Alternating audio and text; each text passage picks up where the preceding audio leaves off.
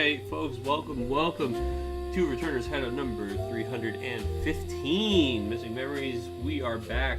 This is our second to last stream of the year in 2025, believe it or not. We've got holidays next week, we're going to be off. Then we'll be back the week after that for our final stream of the year. And then, folks, it's 2026, believe it or not. So we've got a lot of exciting Final Fantasy TCG action lined up for you tonight. We've got 11 players here ready to jam, and they in fact are already jamming. So let's go ahead and jump into the games and see what is what. Stream or we riot? We're here. Sorry, I know we had a little bit of a late start today, but that's on me. No one else's fault except my own. Alright, let's see. We've got so many interesting matches that we could watch the first round here.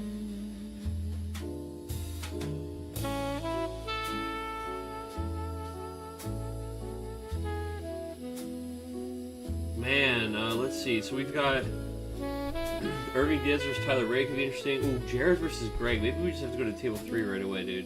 Eureka versus Greg. That could be the finals any week. Let's go see what's going on there. It's table 3. Table 3?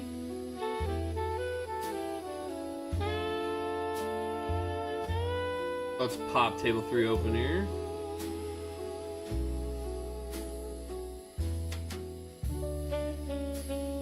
Oh look. Oh, look, the Warrior Light is doing things. Let's get this live on the screen. Get the names right here.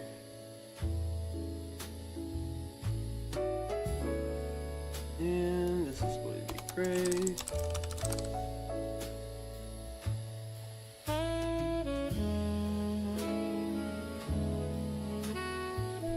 What's that?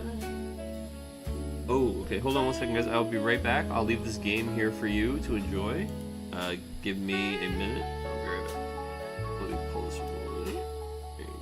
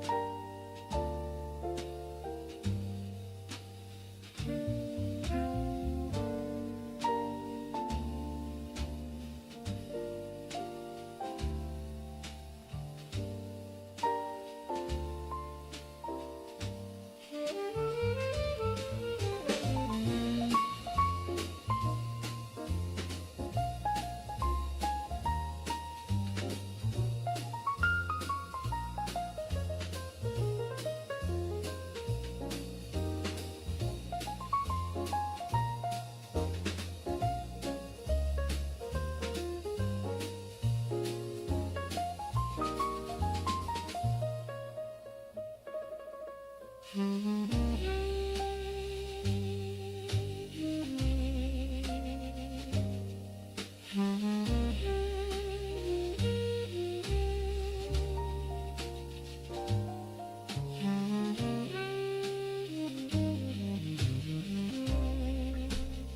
my goodness. Okay, we are back. Sorry about that, folks. Sometimes, you know, you guys go get your food, get your dinner on. All right, let's click back in here. Is that Opus 1 Archer? I see we're asking. So maybe did we already? Oh, sure is. Here's a backup across the rails from Breaker. We're saying this the Sid Wafts of the world, the Unalescas of the world. Get the out of here. It's clean removal of a problem backup. That's respect. I mean, there's no other way to say it, man. That's respect from Eureka right there. So, bringing mono wind here this week, looks like. Not even like a splash. I don't even see cheeky ice stuff going on. Dude, the more I see this card, the more I play with this card, the more I really like this Chaos Walker the Wheel. It's actually a really, really good card for a number of reasons. But yeah, I've been warming up to this card. I really like it.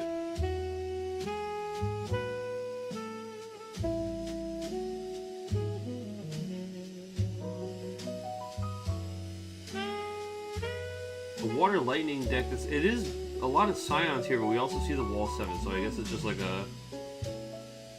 We're shoehorning, we're doing some Scion 14 stuff. Oh, interesting, dude. We got old Zoral Ja.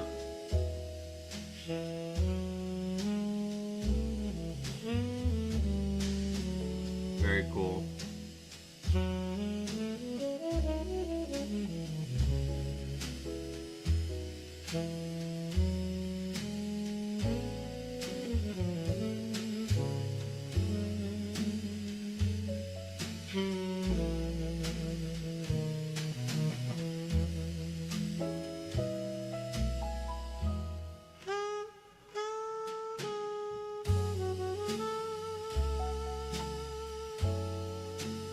Yeah, he couldn't decide between Scions and Wall 7, so he played both instead. That's sure what it looks like, right? I mean, he's using Wall 7 to kind of accelerate. It's not just Scions, though. It's like other 14 cards and then Zoral Ja, right? So this card's pretty cool. So I was playing a deck that was messing around with this guy a little bit yesterday. If you control 4 more Category 14 characters, he gets plus 2,000 power and haste. When he attacks, you choose a forward that the opponent controls and you break it straight up. And then at damage 5, he gets to choose a second thing and break it. It's pretty powerful. Not a whole ton of games where you're at damage 5 and then are clawing back in, but I'll tell you, man, you really have to respect that because it's terrifying. It's 3-drop haste, I can just kill 2 things. Oh, stupid. Yeah, that's a game ender. 14 is a very good amount of 3-cost backups, coincidentally. Yeah, they do have a lot. I mean, we're looking at them here, you know, between Loperit, I know Astrologian is another one in water. You got the Twins, Alpha No Alize, Gosetsu, Samurai. Yeah, a lot of 3-drops in 14 here. On the other side of the table, we see a pretty standard looking mono wind deck updated to have a couple of new pieces of tech in there, like Chaos Walker the Wheel.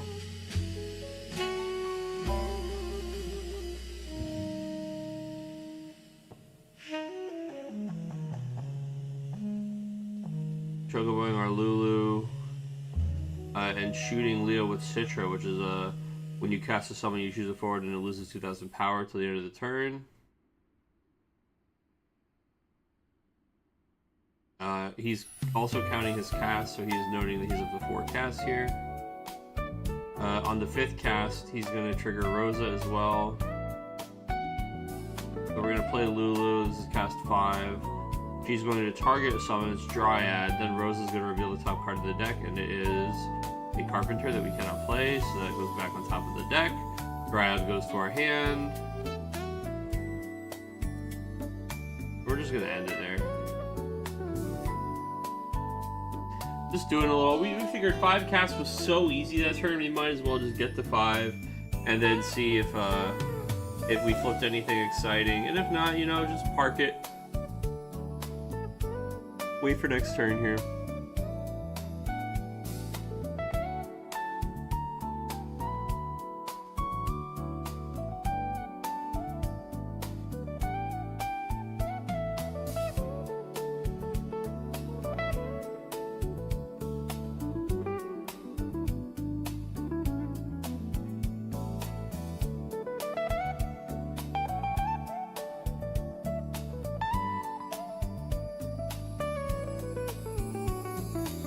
haven't watched it in a minute. Who made this art of me? Oh, brother, a coworker tossed it together for me.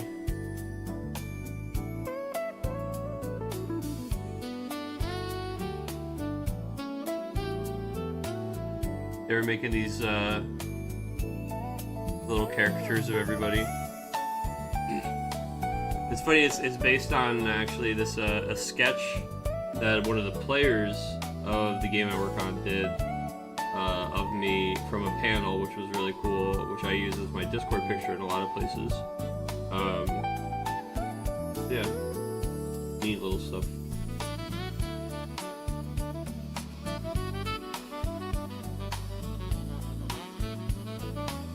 It's supposed to kind of look like the Final Fantasy VI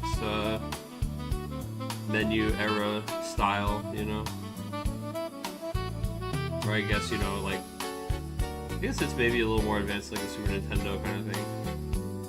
I don't know how many bits it is, but you know. You know.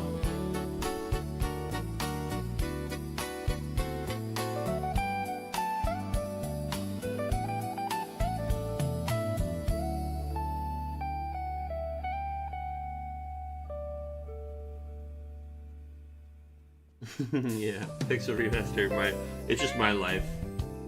It's just like, what was the game, the thing in Rick and Morty where you, like, they play that game that's basically a guy's entire life? It's, Roy or whatever. This shit's so funny. This guy's taking Roy completely off the grid.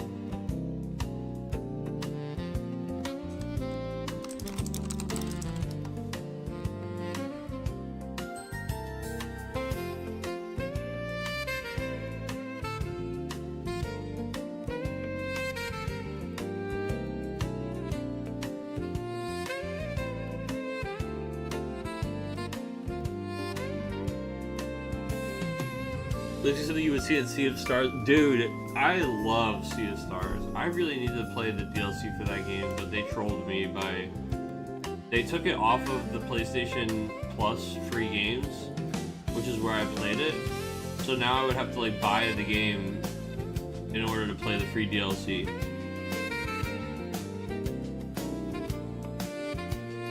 Although the game was incredible, so maybe I should just buy it to support them. It just feels so funny to purchase a game that I've already 100%ed.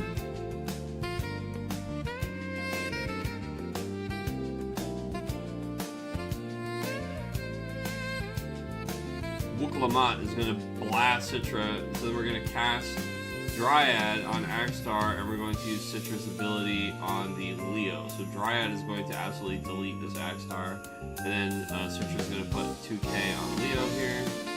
Wukalamat is going to do a nice 7,000 damage to Citra.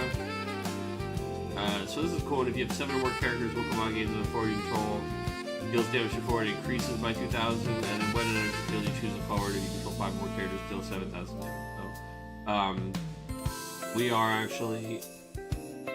Are we able to... Can we get the Dryad back? Or no, we're all gonna kill the Citra here, it's fine. We are using Chocobo Sam to pump the Citra by plus 1,000. How about that? So we're going to give Citra plus 1,000 power with Chocobo Sam's action ability. Wukalamat will only deal 7,000 damage because we got rid of the extra characters. We no longer have 7 characters. We only have 5. The Wukalamat will hit that for 7. Citra will survive by 1k. Good play by Eureka here. Now Chocobo Sam's got that hidden text, man. You gotta watch out for those farmers.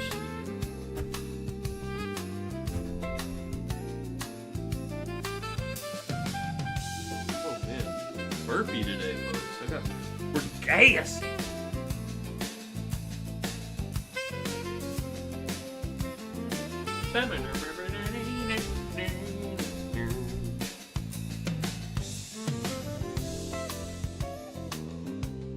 He's off the grid.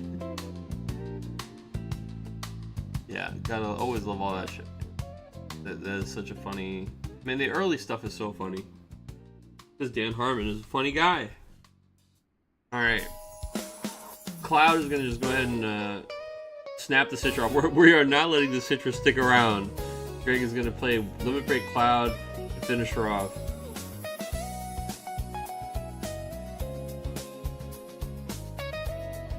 But we're in trouble here, man. I mean, Greg knows. I mean, it doesn't feel good when you're at 0 cards in hand. It feels really tough. No Fina. Last card in hand must have been a Citrus. It's Kronos. Yeah, just assuming that when they're holding that one card for a while, and it's been so long since we've seen one, that he's just parked on a Fina and he's ready to cancel whatever the auto is. But we did get away with the Cloud there. Ace is just going to come in out of the Limit Break deck and just clear the board, though. I mean, exactly the thing is, it's a little late, right? This board has already gotten a little, like, Eureka can easily win the game with what's on the table. Greg has to solve this problem in a way that is much bigger than Cloud removing a single forward, and he knows he just doesn't have it, you know. Eureka able to just easily react to the few 3 drops that came in here after the Warrior of Light. I think I missed the original Warrior of Light. We might have gotten here just after it happened, so not sure. You know, it looks like if we just hit that Astro and that loose fall, we're probably off to a pretty good start. But we kind of got gummed up in the middle here. Wind did wind things, looped a bunch of cards, drew a bunch of cards, built this huge wide board. And then, you know, in these colors of Wall 7, we've got a lot of individually powerful effects, but we don't have anything that's just like kill all the forwards, you know what I mean? Like nothing that's going to just cleanly reset this board and give us a little breathing room here. Nothing that I see anyway, on Greg's side of the table. Just a lot of incremental value with individual plays, but nothing that's going to really like 2-for-1 us. I mean, we got Hien, that's kind of scary. I think Eureka definitely has to consider that. Yeah, the Emperor Limit Break triggering there. Yeah, good call from Eureka. If your opponent searches one of our cards, draw a card. Now, I think Eureka immediately stops because he sees his Hien go to hand, and Hien is one of those few cards that really can just do. His ceiling on him is so high that Greg could use a card like that to punch through for these last few points of damage. So Eureka's like, well, I'll just hold up there. I've got 4 blockers. Don't want to give him any extra cards. I don't want him to be able to play 2 forwards on this Hien, right? It's just not going to be a threat that Eureka's going to have to deal with if he doesn't give him any extra cards because Greg's hand size is so small. And then even Greg starting the turn with a Leo here is a great kind of showing that we're desperate for something else to do. We don't quite have it yet, and I don't think we're going to find it in the top card right up here.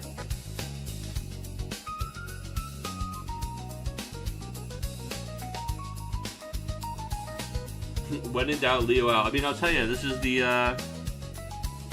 still the best Limit Break card, man.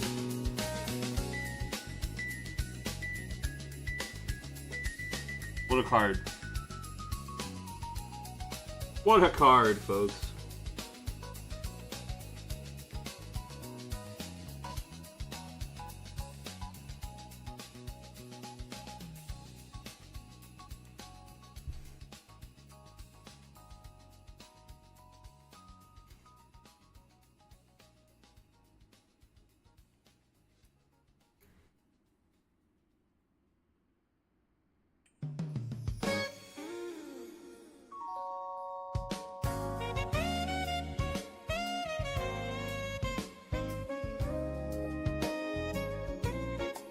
Yeah, so I mean, we're just gonna raw dog Hien, and unfortunately, he's gonna get any number of things is gonna happen to poor Hien here. He might even just get attacked right through. We might even just leave him right there and not worry about him, and just start attacking because we can cast a summon, any summon to shrink his power down to 5,000, and that means the whole board can just kind of deal with him. You know what I mean?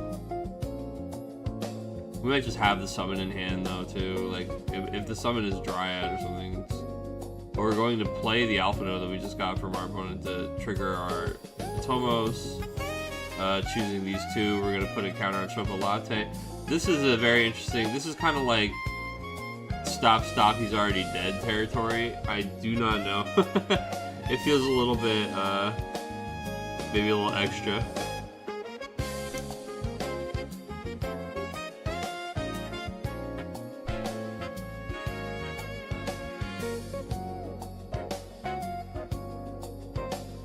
Ace is going to attack. We're going to reveal the top card. Oh, it's the Dryad that we needed.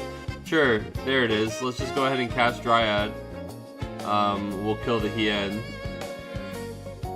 Maybe we kill the Leo and shrink Hien. Either way, it doesn't matter. Yeah, we're going to kill Hien. We're actually going to pay the additional cost to draw a card. Oh my goodness, stop. He's already dead. Greg is being a good sport. Poor guy.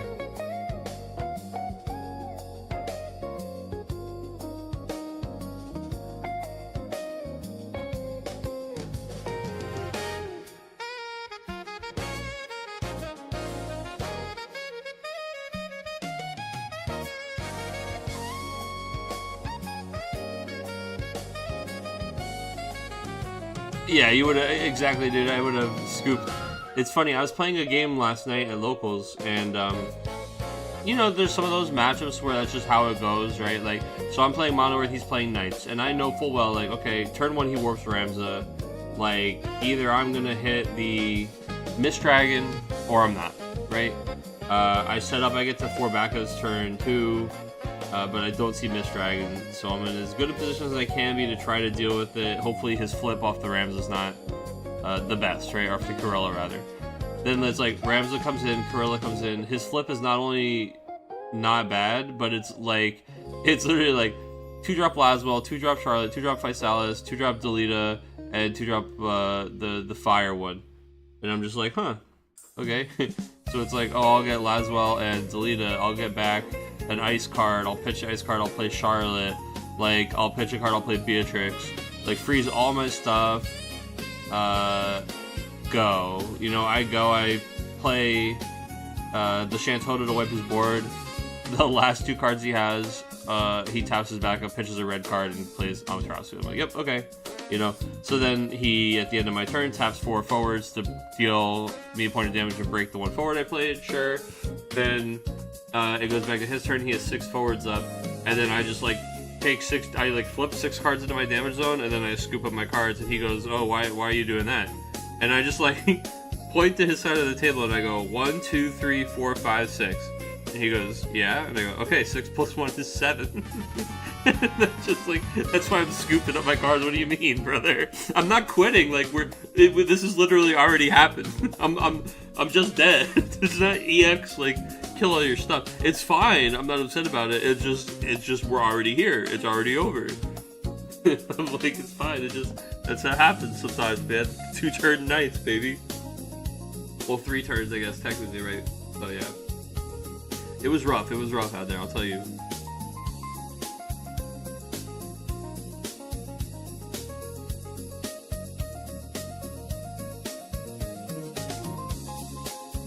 Alright. One of these days I'll get a game on Eureka. Look, dude, he's a tough cookie. Don't you appreciate the opportunity to get to jam games against Eureka, though? Oh, what a cool opportunity. I sure do. See, look at that. It's one of the things I love about the weekly.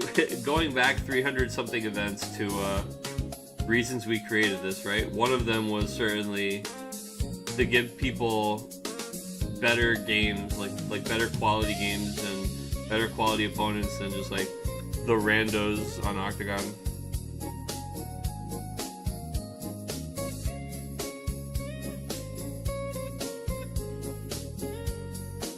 Not that the randos on Octagon aren't, you know, people like me and you. They're animals! No, but, you know, I don't know, if you've ever been out there just jamming games on Octagon in the Wild West, dude, you'll run into those infamous players, dude, the people who just, like, will argue with you, like, be belligerent, like, cheat blatantly, and then just, like, quit the lobby. You're like, okay, well... It sours the experience, bro. Is Brian's game still going on? Well, let's find out. Better ingredients, better games. That's right, better pizza. Papa John's, dude.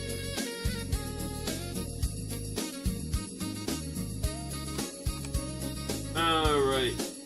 Results. Let me pull up my results. It looks like I've got DJ's game, Jared's game. Yeah, it looks like it should still be going on. We can go into Brian's game for you.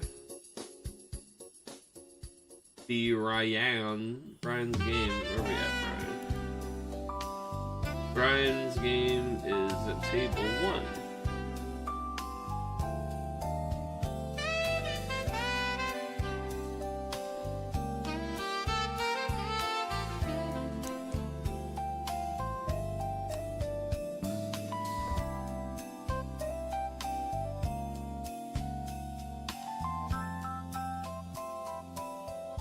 Table 1, table 1.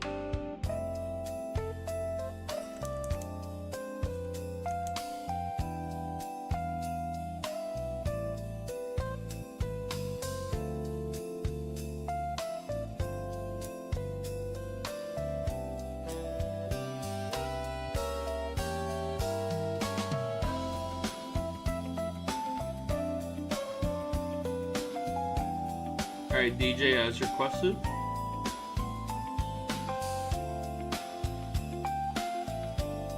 Hide the names here. Okay. This we've got one of our Logans. We're double dipping on Logans these days. We've got Mr. Vermont playing Mono Fire here on the bottom. Ooh, I love this hammer, dude. I love that we're getting more Final Fantasy IX characters of this style too. This art that they showed in the next set, like the Steiner and stuff. Man, I'm so hyped. And then up here we've got ooh, the new Cecil. Of course, he's back on that Final Fantasy IV shit. Oops, FF4. It must be Brian C. Even playing Opus 11 Rosa. Wow. Wow. Making sure he gets that light Cecil out, dude. So remember, this new light Cecil is pretty cool. Let's talk about it, because I don't know that we've seen him on stream yet. So choose one forward other than Cecil. Until the end of the turn, Cecil and the chosen forward lose power of any value less than Cecil's power. So he's got 9,000. You basically choose that guy and himself, and you choose a value. So you're like, oh, we both lose 8,000 or something, right? You can only use this ability during your opponent's turn, and only once per turn, which is very interesting. Discard one light card, and Cecil gains 10,000 power until the end of the turn. So basically, you know, it's a thing where I hurt myself to hurt you, big Dark Knight energy, and then if they do try to, you know, capitalize and punish you, or if you want to kill something that's stronger, he kind of like uses a light card to get stronger. So it's as if he like converts into Paladin and becomes a more powerful character. Very interesting kind of flavor baked into the design there. Also just a really cool card design. I think this is a neat card. I love that people are already trying this out. And I saw this at Locals last night. I'm seeing it here in this different deck. I think it's a very cool card. Love that it's seeing some play.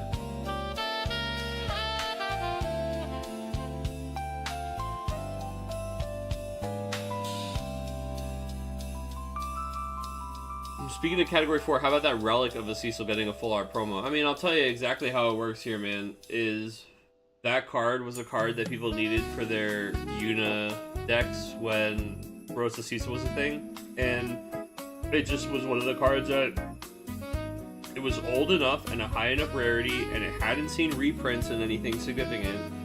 So they were like, it was a little harder for people to access. And most of the time, the monthly promo selection is just cards that they want people to have access to, whether it's something that's current or something that it's like a soft reprint. So it is weird that it's like the first legend. It is weird that it's kind of old and it's less relevant right now, but they want people to be able to access that Cecil. Well, it makes sure that people will be able to access that Cecil. So I think that I think it's a cool choice. I'd like to see them do that more with older legends. Honestly, you know. But I will say, guys, my number one card that I want them to monthly promo right now, guys, it's Blue Worm, dude. Okay? That's what I want. I want my Blue Worm monthly promo. It's beyond time, dude. He's earned his spot on the podium, okay?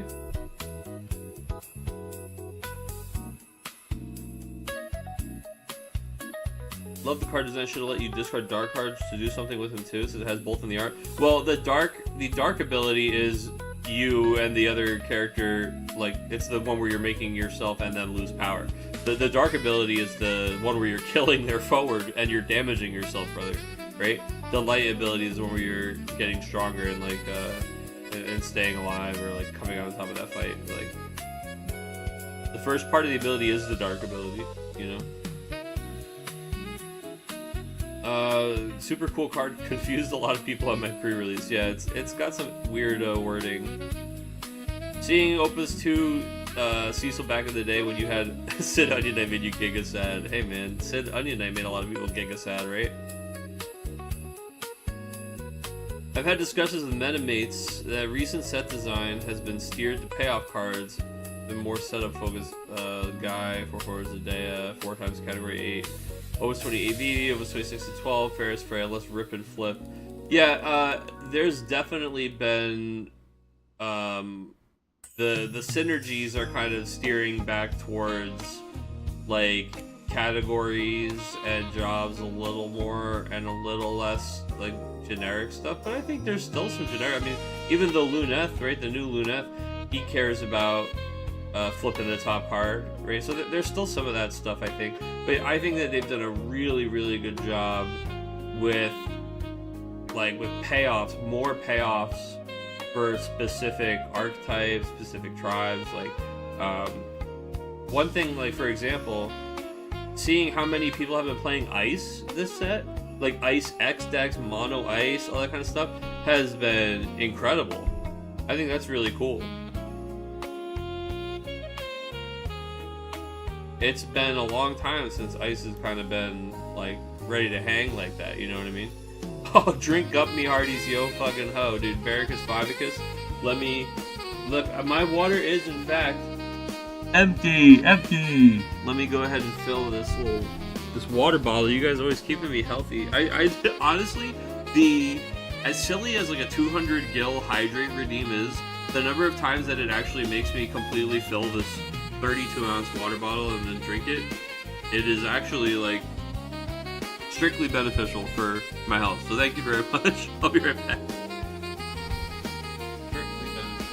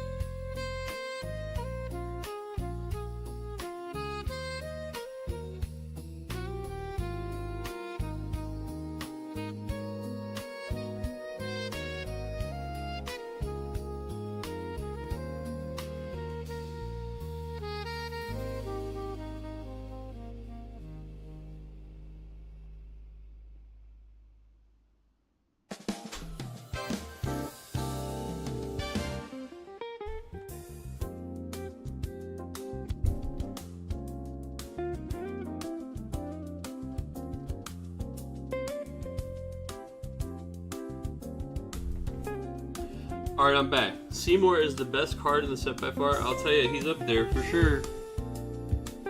Alright, I'm drinking my water, Barricus. Thank you so much.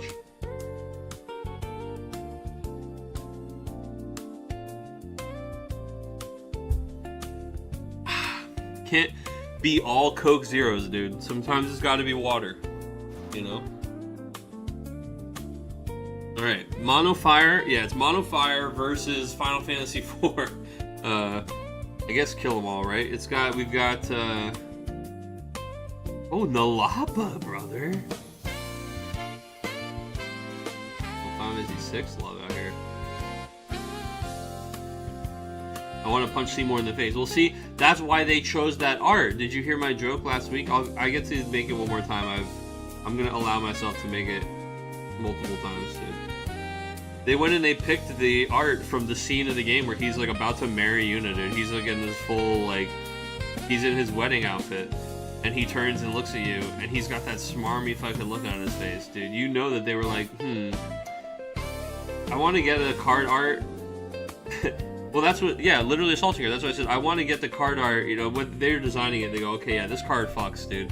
They're like, let's get some art where the player is going to want to just immediately murder this thing when it comes on the field. Oh, look, How about the how about the scene where Seymour's about to like rape Mary Una, and he turns and he's got that smarmy fucking grin on his face, and you're like, the immediate thought that you have while playing Final Fantasy X is, I must stop him right now, right? And it's the same in the TCG. Just kill on sight, exactly. It's exactly the same in the TCG. You think, look at that fucking motherfucker, I gotta kill him right now. He cannot be allowed to take one more action. He cannot be allowed to do what he wants to do. No good for anybody. Kill on sight. So Nalapa here just absolutely stunted. Just fucking styling on it. Look at this pose. I mean, gonna get completely ignored and walked right through, but what a cool card. They skate right off the airship to murk him, that's right, dude. Despite all those guys with like flamethrowers and robots with big fucking legs. The only two types of enemies they're able to try to use to stop you with, apparently.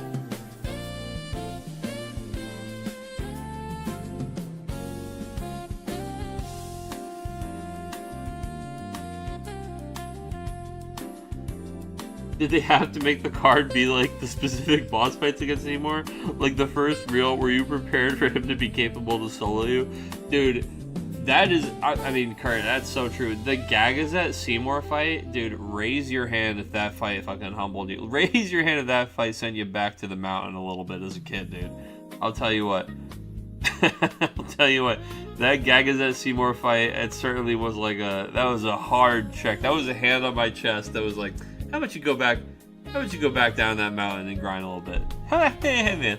Hey, how about you, looks like you need a couple more sphere levels, alright? looks like you might need a couple more sphere levels before I can come into this, man. I knew that entire speech and watch that cutscene. Yeah, dude, I'll tell you, man, it was such a good scene, though. Such a good scene. You can't kill the Rydia. Oh, this is true. Rydia can't take damage, right?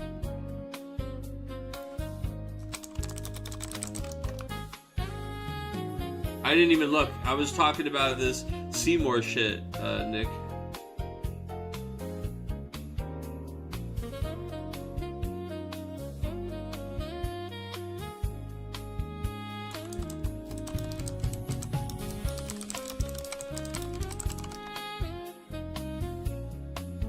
I'm staring at Monofire like a toddler. I appreciate you, King. I just I called it out for them. They're putting Rydia back. Alright, cool.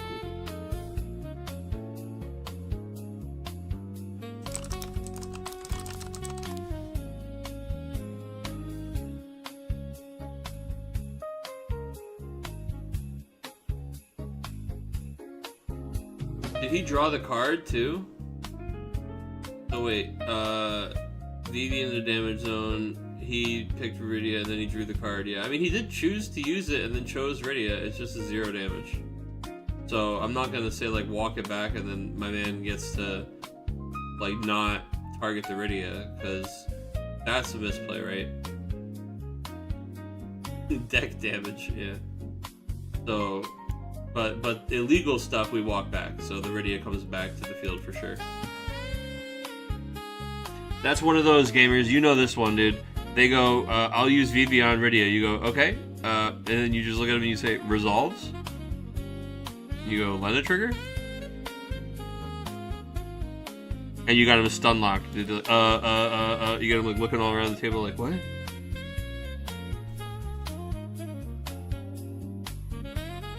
Yeah, Rydia doesn't take that damage. Yeah, deck damage. Yeah, I mean, he does, I'll tell you, Brian sure has to win next turn. That one card might be might be rough. 3 is a lot. Sometimes too much. Yeah, who knows, dude. And it is a very close game, as this person says.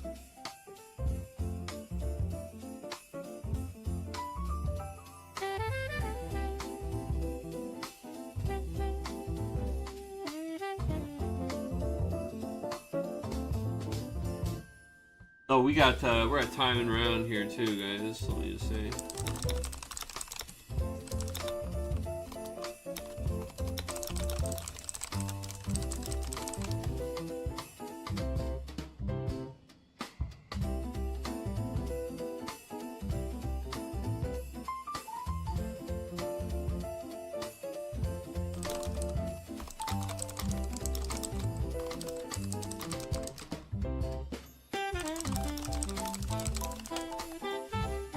Alright.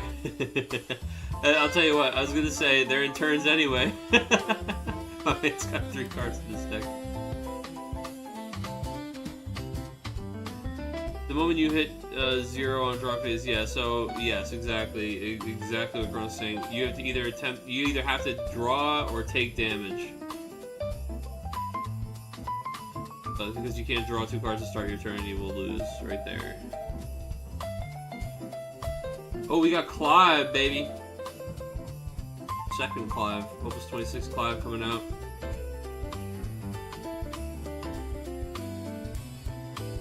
Mono Fire be turning sideways. I don't think those 3 cards left in the deck are going to matter here very much.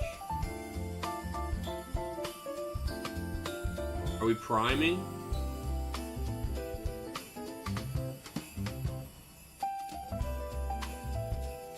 We removed different from the game and drew cards. Now we have the S. So we can Spit Flare. The only thing standing in our way doesn't take damage from abilities, but we can just like attack through it, right? I mean, I see a Tiro. He's got 1 card in his hand. Oh, what if it's Teleport? No, you need to tap her for Teleport. You need to pay 1 and fire for Jackpot Shot, so it's not that. She can cast a summon for free. He's got 1 card in his hand. She can cast a 2-cost summon. I just don't think... I think we're probably chilling, right? And then he leaves the game. Wait. And then he types GG. Wait, what happened? Oh, because he decked? Ooh. That's funny because I was looking at... I was looking at Brian. I didn't see they were both. They were both like that. Iridia takes these backsies. Iridia, so it's you know, yeah. Unfortunately, it's not. To be fair, it's not so much takes these backsies, right? Because it's just he didn't say like, can I take that back? It was just Iridia took 0 damage, so she should be on the field, right? But yeah, definitely not not a good spot to be. I know what you mean. I'm just saying it that way because I want to. It's not Brian's fault, right? Yeah, Iridia is a legal target. Yeah. I mean, it's both people's responsibility to maintain the legal state there, etc. I'll feel in the music. Thank you. We've got it's you know, Christmas adjacent, but we keep the generic YouTube game scene thing. Oh, this person says thank you for the follow. I appreciate it. Meryl's just waved to me, dude. Are you here, Meryl's? Or are you just a friend? Are you a friendly person in Final Fantasy XI world? Who knows? Could be either. And the Kiefer here too. Alright. Her coming back mid-turn confused me, and I didn't realize Jack would kill her. Oh yeah, sure. Yeah. Only been playing a few weeks. Oh hey, well I'll tell you what, man. Iridia's got one of those weirder abilities, right? Like, you don't see that one that often, where it can't receive damage or doesn't take damage from things, and then to have to do like the fight mechanic around it is always it's like a corner case kind of thing. So nothing wrong with that one. I mean, this is what we're here to play in the free tournament and learn these things, right? Drill them into our brain. Oh, what happened, dude? I just minimized everything by accident. Okay, there we go.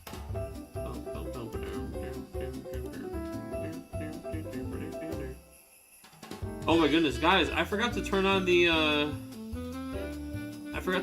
Christmas emotes. I forgot we had Christmas versions of emotes. Wait, hold on. Hold on. I got this. I can do it. get rid of that. Let's put this guy in. He's got to go here, and then we gotta get the Cactuaroni with the Santa hat in. That's critical.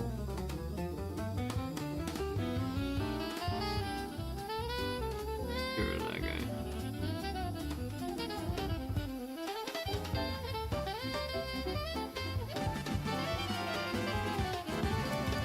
Oh, Mr. Tyler Ray. Thank you, brother. Appreciate the Sabrina. And now, you probably need to refresh, but you should have your... There should be Christmas Cactuars now, and Christmas Leafkin, Christmas Cactuar emotes. For the refreshers out there.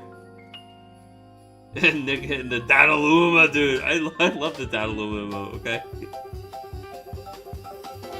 They unbanned my man, okay? Let's not forget. Okay? He's out, he's alive. You can play him right now.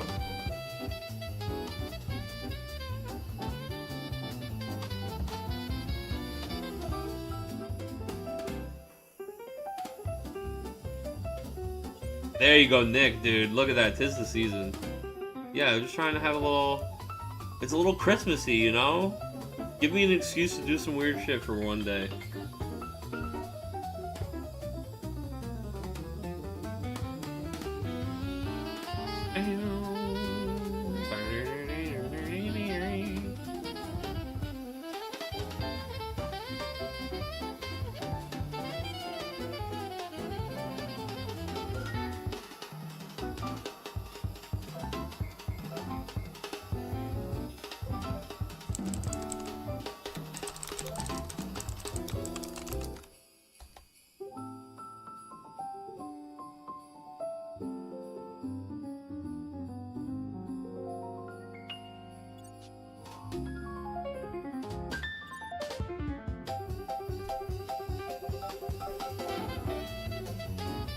Okay, I think that's it for this round. Let me get all the results in here, folks.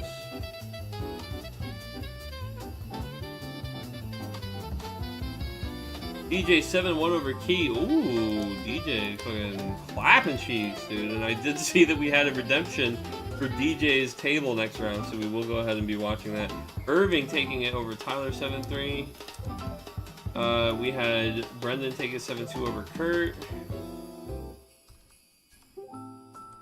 We had Eureka take a 7-4 over Greg. And we had Brian take a 7-6 over Logan. Very close game there. Alright.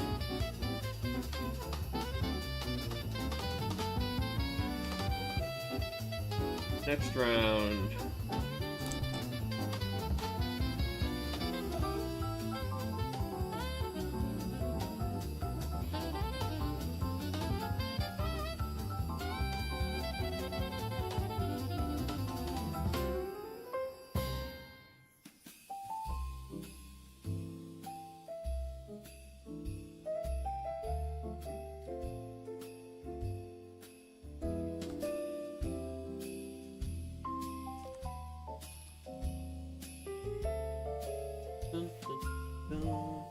Okay. Had one of the results backwards for some reason. There we go. That looks more correct. Okay.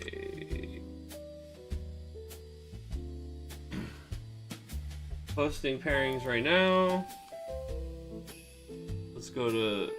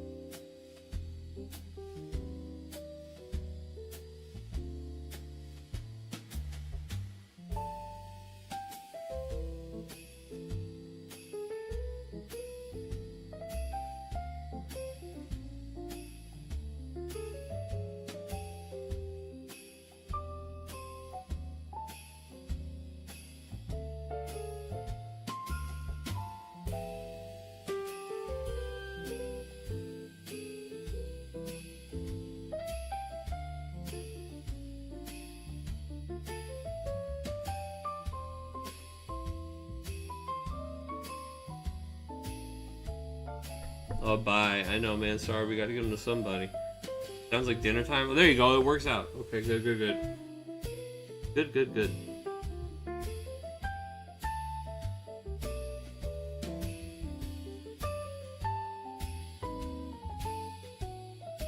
And that means we are going to a table 2 to see DJ versus Logan. Logan has been playing a lot of Ice Earth recently and trying to kind of fine tune that.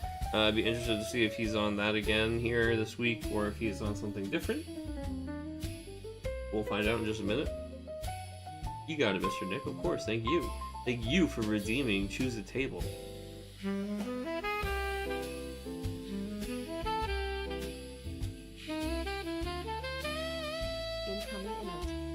Incoming emote. Incoming emote. Oh! It's Devil Santa with a pitchfork. I have to mute my incoming emote sound. I'm turning into a regular Scrubs. Hello, Santa. Santa, do you have any fireworks?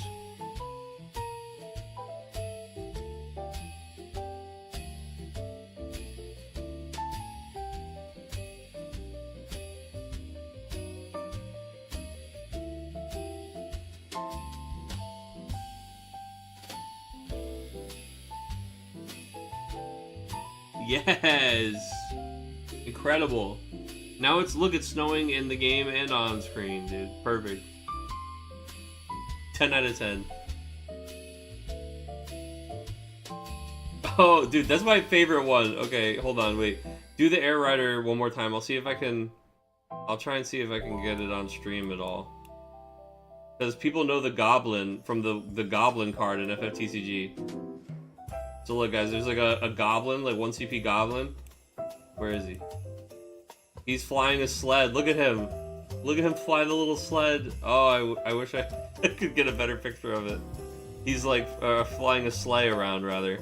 Like Santa style. Wearing a little, like, Christmas hat and everything. It's adorable. And we got 1 CP Goblin gamers here in chat for sure.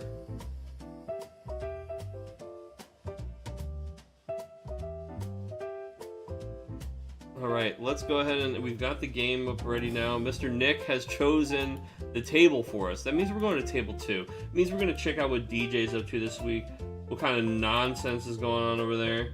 And we also get to see Logan, so that's another champion player here on the weekly.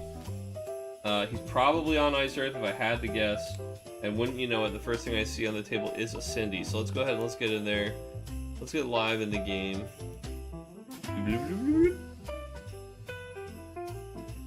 And let's get some proper names on the games here. You guys know my stupid rhyme. We get the game on the screen, let's get the names on the screen. Logan Paul. Alright, and then we've got DJ Brock.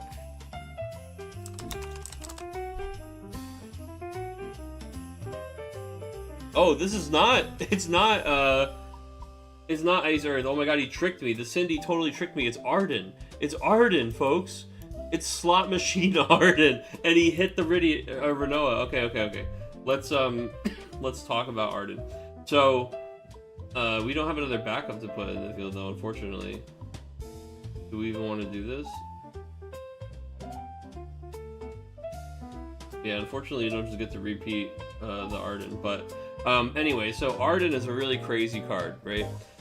When Arden enters the field, you can put 2 backups you control in the break zone. If you do so, you turn over 1 card at a time from the top of your deck until 2 characters other than Arden are revealed. And remember, characters, anything other than a summon, so anything other than an instant summon. So it could be a forward, a backup, or a monster. And then you play them directly onto the field. Doesn't matter what they cost, doesn't matter. And then the other cards go to the bottom of your deck. So, you played this Cindy, which gets you 2 more cards in your hand, and then we played another backup, the Idolus that came out in the recent set, Opus 26. He comes in and he plays the Arden from the discard pile on the field, so you start the turn by playing 2 backups, you get the Arden into play, and then guess what? You just snap those 2 backups off immediately with the Arden, so you get to resolve this Arden really fast. And it looks like DJ is playing Knights. We were actually just talking about we were talking about old Knights earlier, weren't we? So of course Knights has the ability, once Laswell's on the field, every single Knight they play just dull freezes one of these characters. So we're able to lock down the Arden, the Renoa, the Cindy. Arden hit another backup Cindy, which is good, put 2 cards in hand. But the Renoa is an unfortunate hit here, because Renoa comes in and she can't really flicker Arden, because Arden requires 2 backups to do his effect again.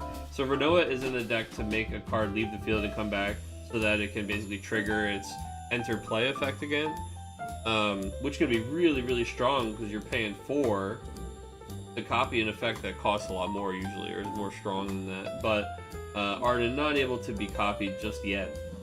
So a little bit of a whimper from our Arden hit, but Cindy's decent. Unfortunately, in the face of Knights, we did need something a little more explosive, I think, as Corella enters the field, plays these cards, and oh, Eureka! By the way, thank you very much. I completely forgot about these cards until Galloway gave them to me, which was great. Anyway, Laswell freeze, Garland dull freeze because Laswell's out. So all of these things get locked down, and they're gonna keep getting locked down unless we can remove some of these Knights. We've got Regis entering the field here, choosing a category 15 forward, 5 or less in the break zone. He's playing it on the field, and it's going to be Veristel. So, playing the Veristel on the field. Veristel is going to reveal 5 cards, and he's going to find Thornton, Eodolis, Seymour, and another Thornton. So Veristel, of course, he gets to put 3 characters that cost 5 or more into your hand. Seymour and friends are going to hand. The rest to the bottom of the deck in any order. And as you see, Thornton and you see Eodolis, all these backups are backups that are designed to both search out the combo pieces and that are backups that you are happy to sack with Arden here. Because of course, Thornton, when you sack him with Arden, you draw a card. Same thing, there's the Larsa is in here somewhere as well.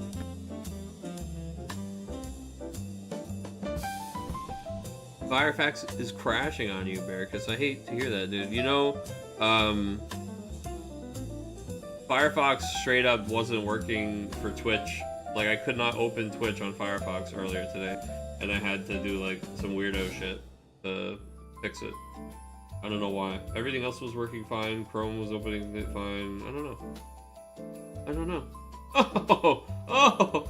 Is that fellow Final Fantasy VI enthusiast, dude? Is that the bearer of the coin himself, Mr. Nick? It's so good to see you, my king. How are you?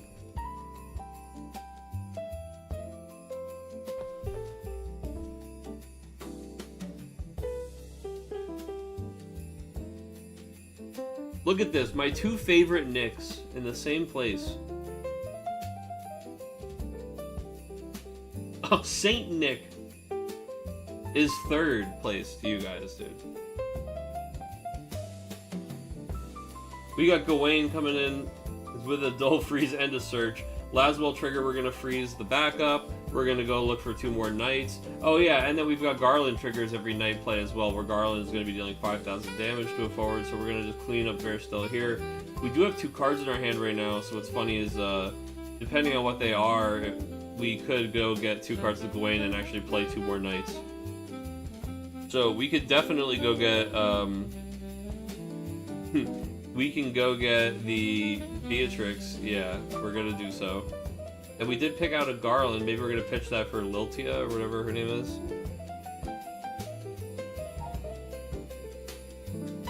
Oh, and look who it is. We had enough to just play the Ramza?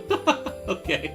We play Ramza, trigger Laswell, dull freeze Arden, shoot Regis for 5 with Garland. Then Ramza's gonna bring in wait, why is he targeting Beatrix and delete it? You can only pick one. You mean delete it? I don't know why we 5K'd the Regis, because he's gonna survive, right? Shouldn't we have 5K'd the Renoa? Wait, uses the ability of Rams that targets Beatrix. Maybe he undid the Beatrix. He's like, just kidding, I want Delita. Oh right, Rams is gonna play another night. Oh sorry, they're not 4Ks, they're 5Ks. I'm like, it's 2 4K packets, it's not gonna kill him. Yeah, no, sorry. They're 5K things, my bad. I know that Rams is gonna play a night. I just, I had my math wrong. I'm like, he'll survive by 1,000.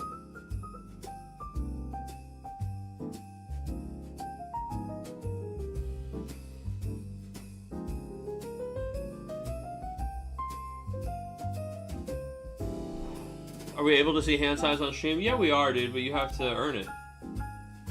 I don't really know if I feel like you've been a good enough boy this year. Let me check the naughty nice list.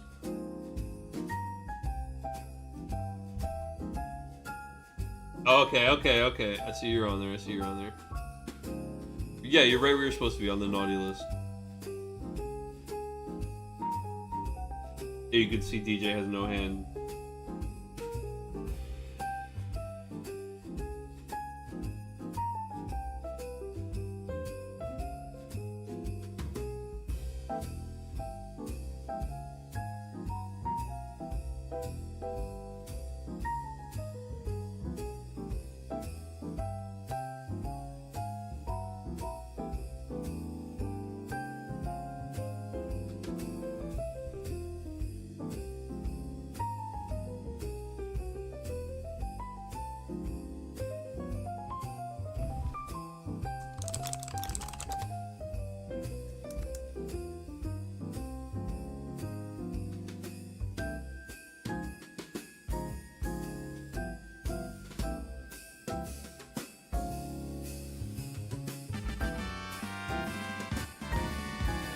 No shot, dude. Beatbone from the dead, dude. Risen again. Oh my goodness, brother. What is going on, my friend? What a pleasure. Dude, DJ Braga's a cute name. Want to put him in my pocket. Dude, what is going on, man? It is so good to see you. Wow, what a pleasure. That's the real gift this holiday season. I bought a ticket without a solid team yet, so if local homies bail out, very likely you can be my #1. Oh, look at that, guys. Hey, I hope that everybody is hyped about Winter Cup, man. It's going to be a fun event.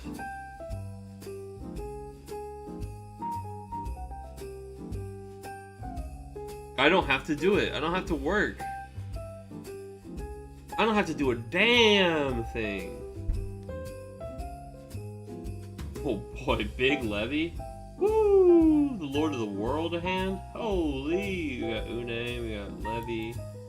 I mean, you want to slam that thing on the table with Arden, and that's about the only way you want to play it. I get you. And the hype train, dude. Thank you so much, dude. Beatbone with this, dude, and everything.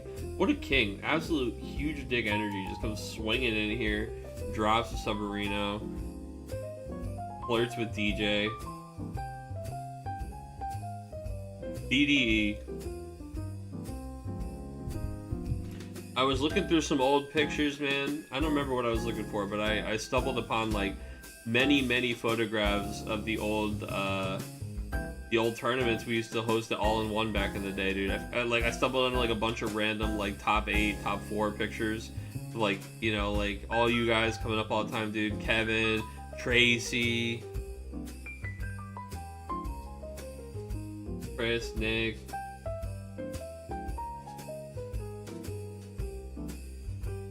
Yeah, we got a crew in chat. Yeah, for sure, brother. I'd love to, you know, as janky and whatever as All-in-One was, and as much as I hated working with Mike Root, it was fun to get to, you know, see you guys relatively regularly for those bigger tournaments, for sure.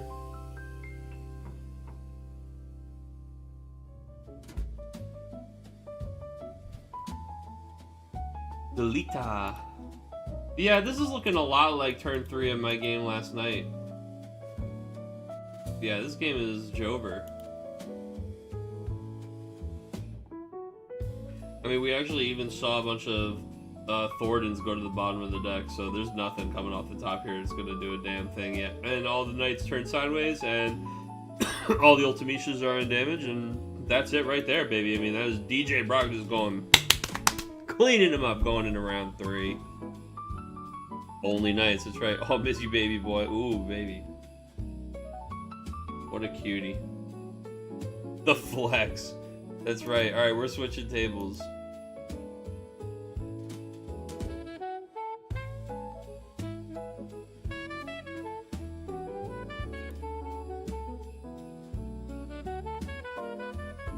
Let's see. DJ's out here biting ankles. He's gnawing, dude.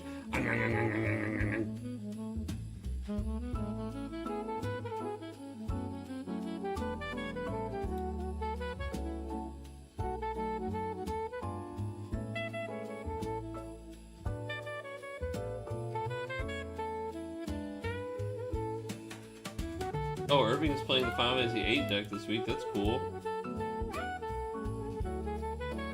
What else is going on here? Going on table 1.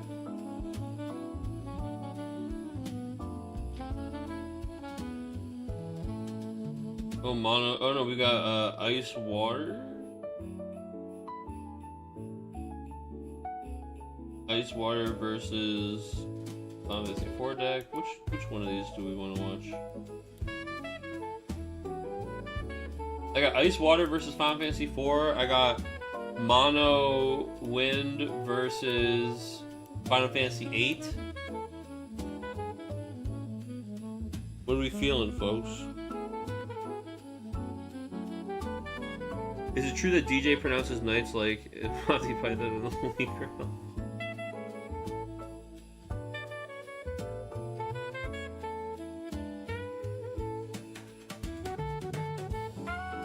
He's a knight who says me.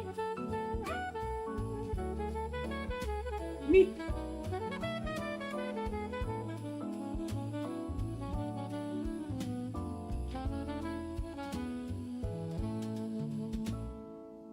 Somebody say ice water. Oh. Allow me to drink some more water. Thank you, Barricus. I appreciate you.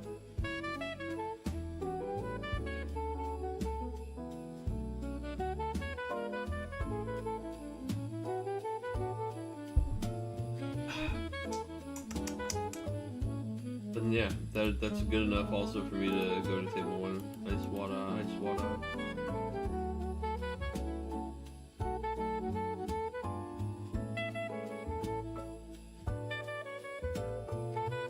We'll hydrate the stream a little bit too with this water deck.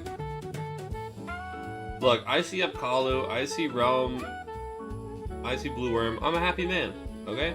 I want my Blue Worm monthly promo.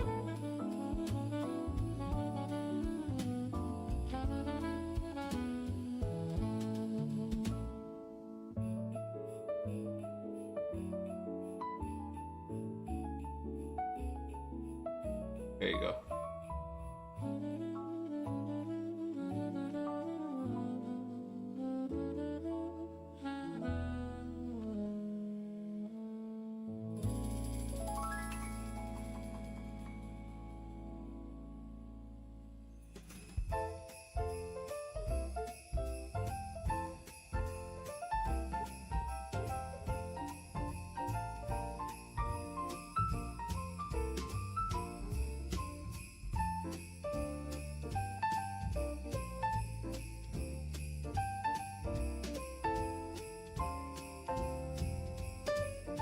Una flashbacks incoming ducking cover. Uh-oh.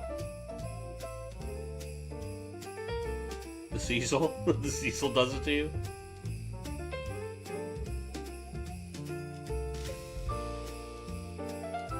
Oh boy, there he is. Old Smarmy himself. Look at that punchable noggin. Look at it. Look at, dude. Kill on sight. Kill on sight. We're paying the extra 1, of course. What modes are we choosing with Seymour here?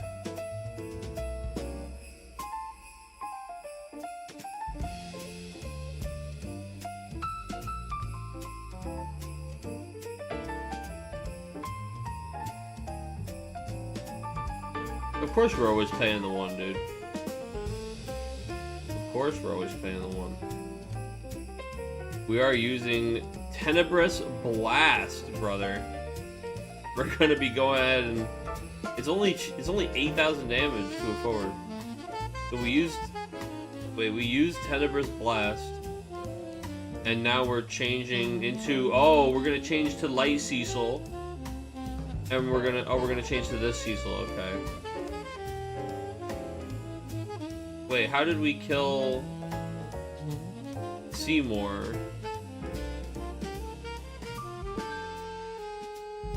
Isn't Seymour a 9k? Choose 1 forward, deal 8,000 damage. And then he...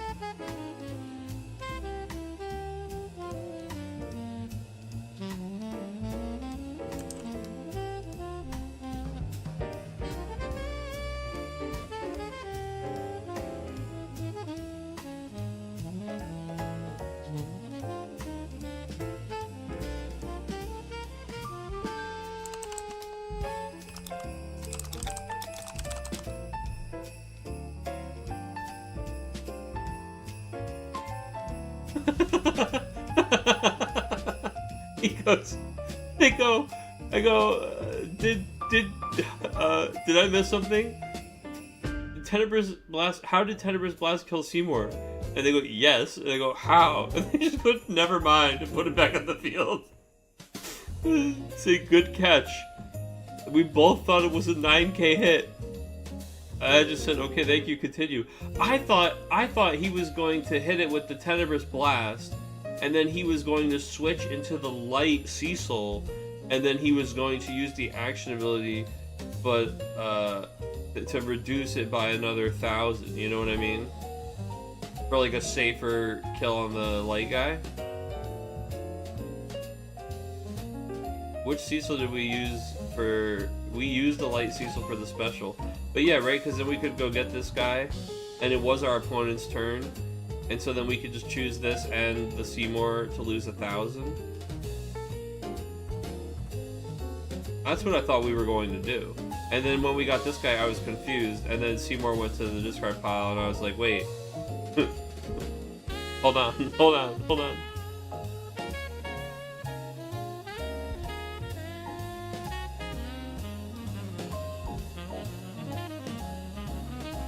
Tenebrous Blast doesn't quite get us there.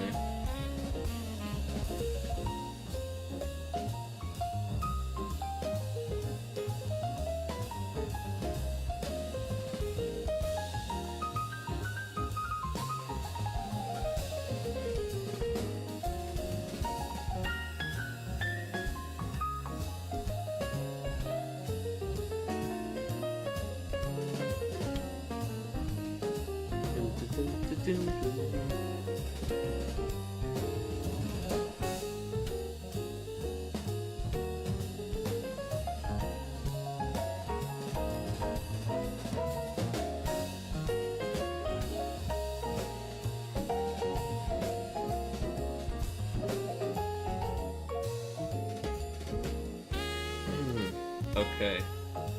So, which of the Fens gets killed with a Amaterasu? We decide to use a Kalu before we go out the door.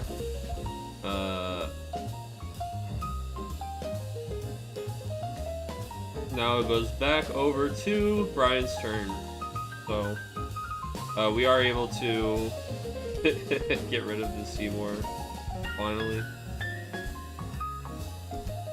The old double luminous blast. Is that what we did?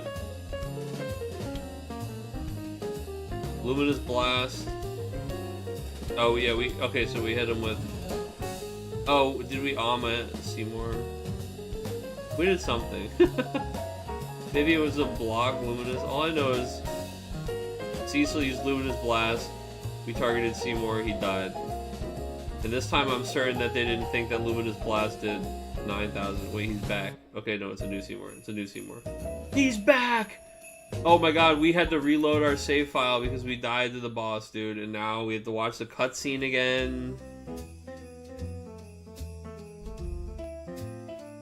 Although I think the fights in this moment are pretty free. The Evray right before this, maybe you died to, but again, I think he's got that weird airship in and out mechanic, but he's pretty free too, right? I don't think he does like scary attacks. I don't know, maybe I gotta replay. I gotta replay 10 again, because 10 is just so damn good. It's always worth a replay. See more.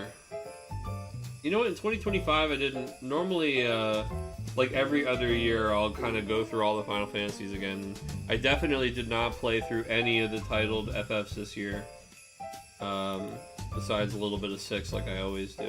So, I mean, I played Final Fantasy 11 all damn year, but you know, maybe we have to crack back into one of the old, the classics, dude. 1 to 10, you know. Well, pixel remaster action. Actually, we're pixel remasters this year. God, what a year! What a long year.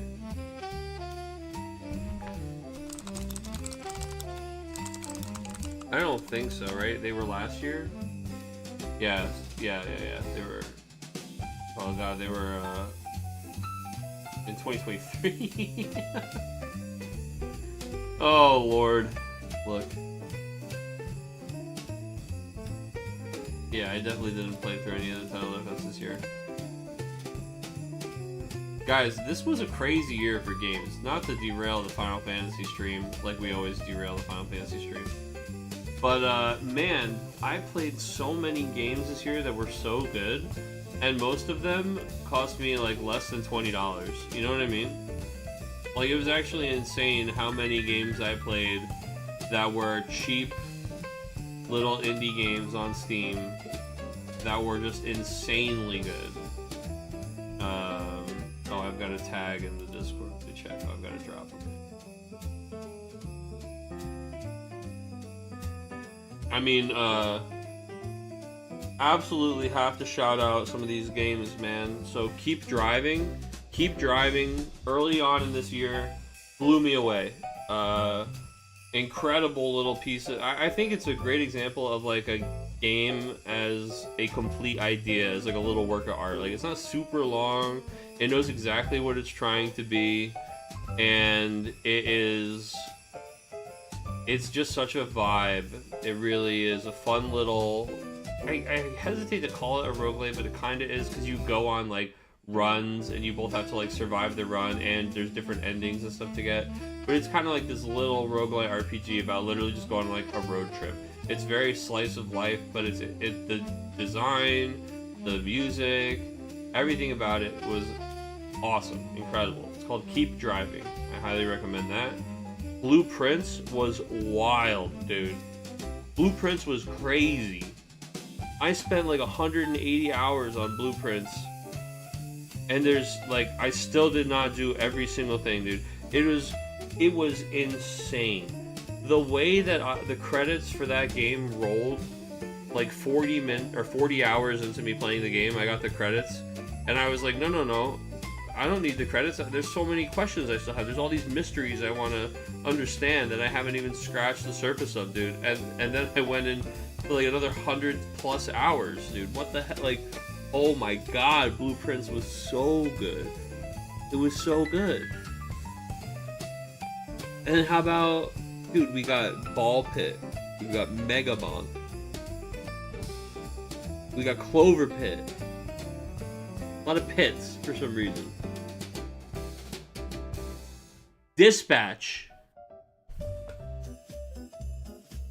Every one of these games is incredible. And they all cost nothing.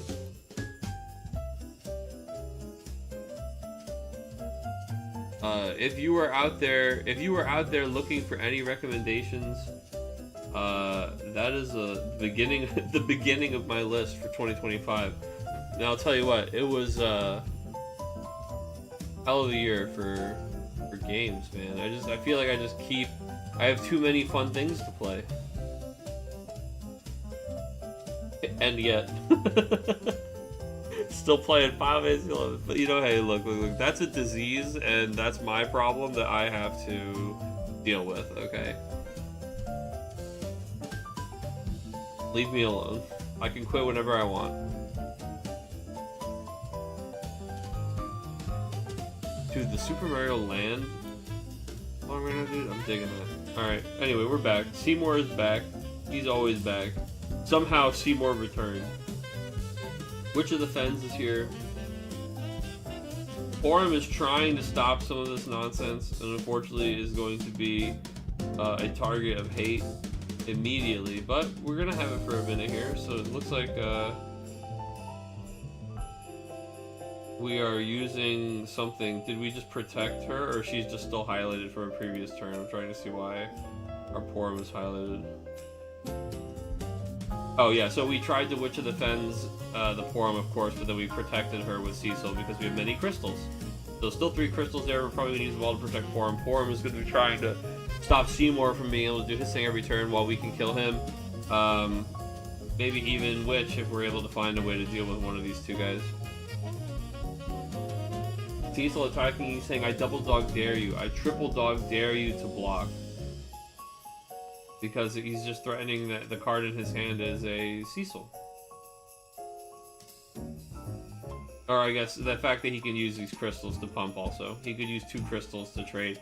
I think, honestly, I think the fact that the Forum is stopping this guy from doing his thing, you block this and you see if he wants to pitch that last card in his hand or spend 2 crystals almost, right? Like, maybe not, but I think there is a weird case to be made where, like, you just make him pay for that trade. It's not that good for him. He is using a crystal, and we're playing Edge here from the discard pile.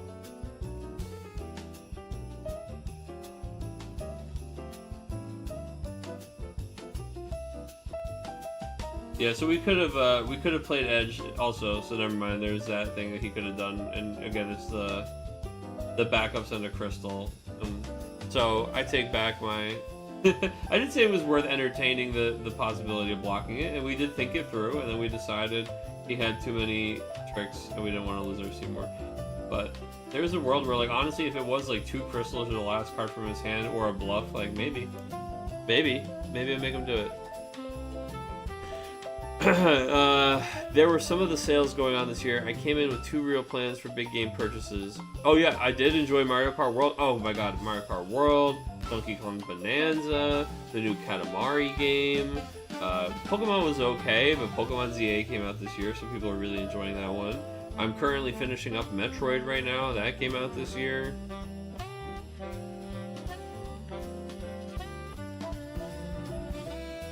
So much going on.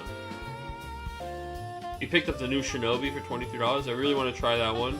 I want to try Shinobi. I want to try the new Marvel beat 'em up that Datubu made. The Cosmic Invasion, I think it's called.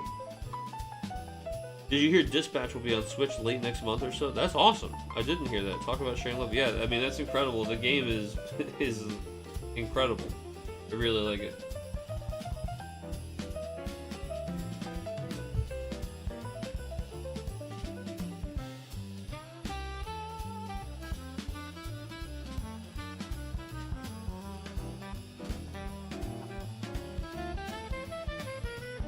Alright, we're gonna play Shantoto here. It's a pretty gross card. I love this Shantoto, man. You get to play Shantoto for 1 CP when your opponent has 1 or less cards in their hand, and then she gets to just add something back from this card pile right back to your hand. Nice and easy peasy. For enjoyers of Final Fantasy XI and Shantoto, they will appreciate that this is the colossal Shantoto from her little side story in Final Fantasy XI.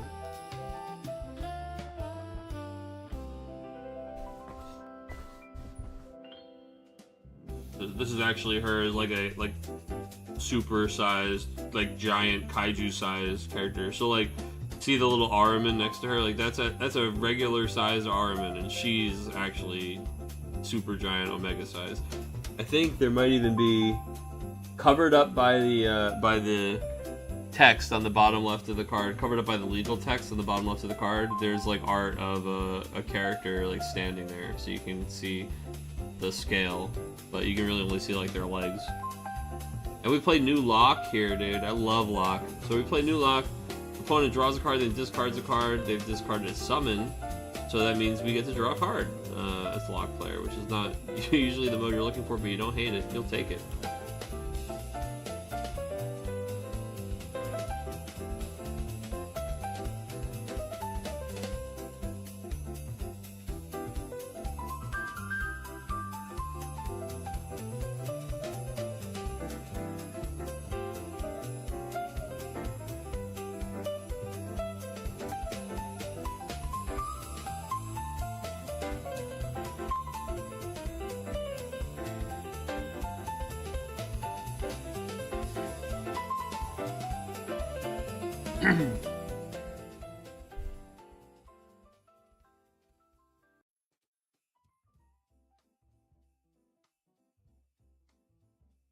We're looking at the Limit Break deck now, seeing if we wanted to extend. We only have 3 water backups up. I think Ice would be preferred to just lock the Cecil down, but it might just be like the old Leo and pass. Maybe we're gonna hold off and keep some options up. I don't know what we have in our hand. I don't know that we've got any like water instants, water summons that are really going to be things that we're going to keep up or threaten keeping up. Maybe we play the cancel Leviathan in this deck. I don't see it, but it could be possible.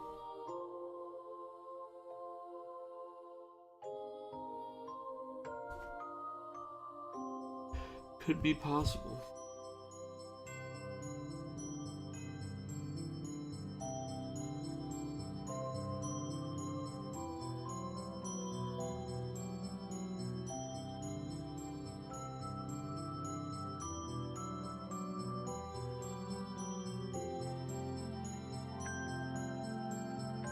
Okay.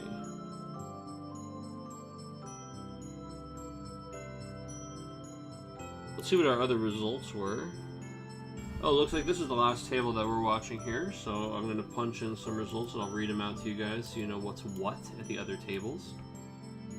We had DJ take that 7-0 over Logan that we watched. Knight's gonna Knight. We had Jared take a 7-2 over Irving. Looks like Mono Wind beating out Final Fantasy VIII there. Table 4, we had Key take a 7-3 over Tyler. And table 5, Kurt took a 7-5 over Logan.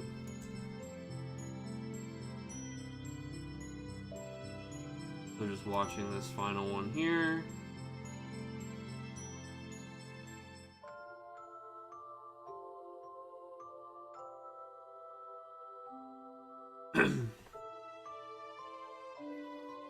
Robo Akbel, the Final Fantasy XI love keeps coming, dude. Here's a little Teru riding on top of Fenrir's head. Always fun.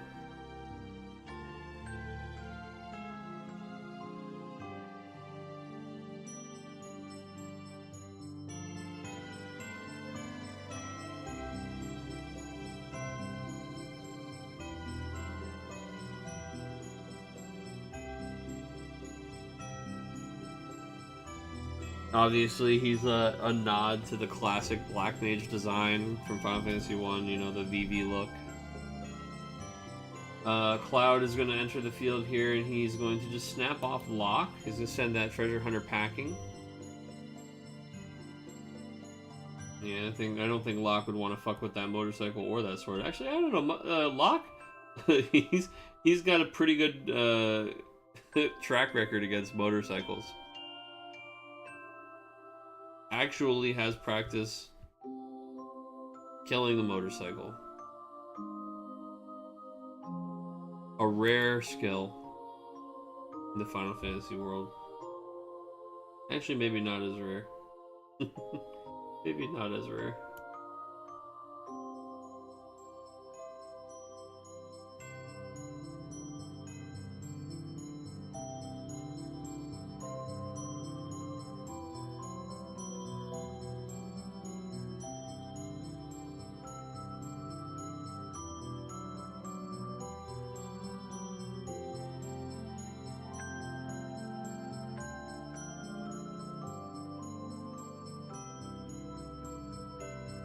Okay.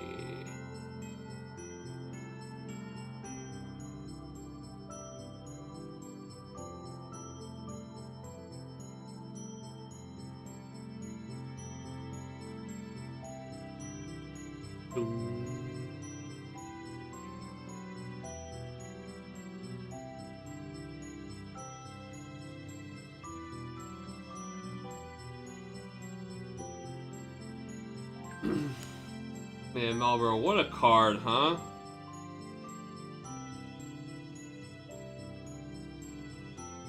What a card. I love this guy. Forum now is able to actually shrink Seymour proper here, so not only is he going to get rid of his abilities, but he is actually going to be a 1000 power boy to the end of the turn here. Not that we have any easy 1000 pings in the deck from Brian, but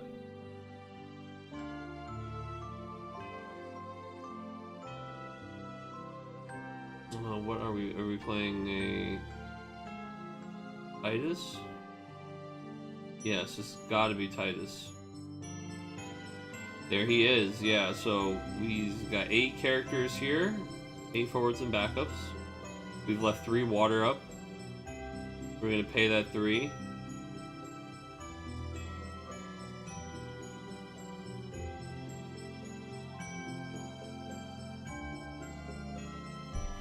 You gotta get rid of the guy who's getting him a free card every turn.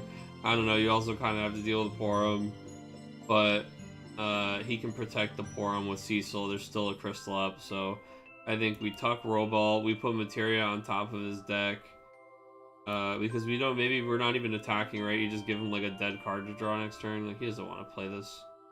I mean, I guess he gets a crystal. Maybe he does want to play that, actually. Who knows, dude? Put Leonora on top of his deck.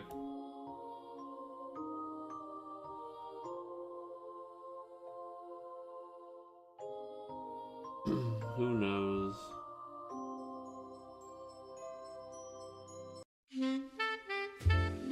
Oh, that was pretty loud. Yeah, a little Tifa.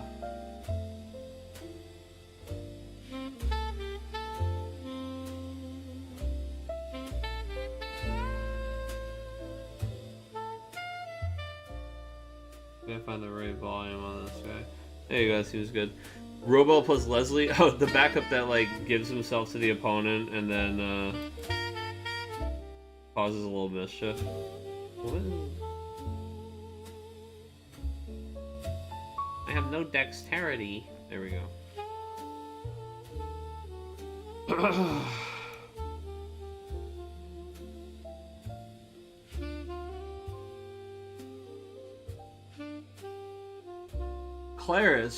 Claris lives at home with both parents. It's just, when he moves Claris to the table, shuffles his break zone. Oh, because the Robel Akbel is there. Yes. So we chose Cloud, huh? And not the Robel Akbel. Cloud and Tiro. And he's gonna play the Tiro. Yeah, he'd rather play Tiro than Leonora. I think, in my opinion, I think we put Robel Akbel on the bottom and Leonora on the top of his deck, or Lena on top of his deck is maybe the best. Lena on top of his deck is literally just, it takes away her S ability for a turn. It means that he has to replay it for no value at all. If he wants this effect back, it opens up your EXs.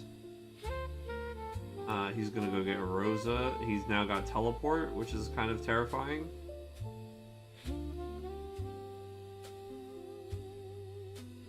You just replay all of his forwards. He so chooses. Entering the attack phase here. Now you attack with cards that you would like to replay with teleport. So yeah, maybe attacking with an edge. Now the Porum can be used in response to the blocker here to shrink them to 1k, and then edge will just clear whoever the blocker is. I still think you do a block with like something like Shantoto, but you know. And maybe we'd be more happy to take damage here if we had put the Lena back on top, but he would have replayed it before any of this stuff. But Noctis is coming in.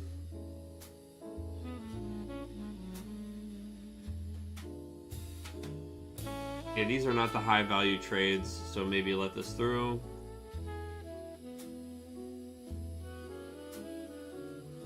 I'm gonna block with Shantoto, then Porum immediately, of course, is going to shrink that down to 1k.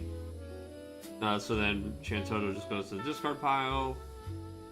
But we now have 2 9ks still. The Cecil 8k, the Robel is 8k, the Rose is 7k, the Porum is 7k. So I think that might be the end of the attacks of the turn. He could offer a party or a Cecil trade potentially with the crystal, but I don't think any of that makes sense for Brian to do, so hopefully that is hopefully he doesn't do any of that. It is unfortunate that he's got all of these characters and they're just a little bit too small. The fact that he already had to use the Porum just to get through one guy, and now these 2 9ks are just kind of stuffing him. It's a little annoying.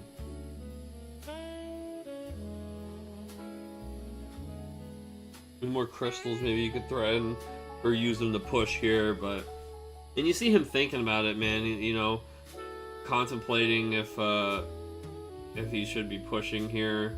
But the thing is, Titus is really low value keep on the board, so we don't mind trading Titus for Cecil and a crystal or the party attack and then choosing our person with it. So I think like you're not going to get Seymour here. And he also could just take damage if you do anything super weird, like a party attack. I don't know that, like, teleport is worth doing right now. He's gonna teleport, yeah. Cecil back to hand lets you replay him for another crystal. I don't know if that's makes the most sense. Robel is almost certainly a guy that you can replay. That makes a bit of sense here, but yeah, I don't know. I don't know that we need to teleport right now. Yeah, we're gonna teleport Robel Akbel back to our hand. Do we want to put Edge back in our hand just for CP and to redo it? No. We're going to put Materia back in our hand? Sure.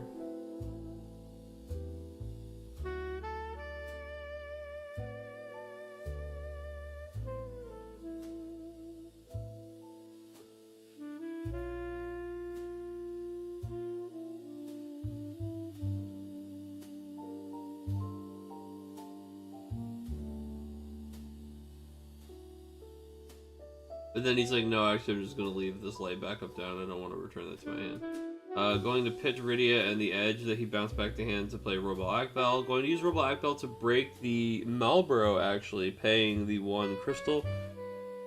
Not going to kill the Seymour.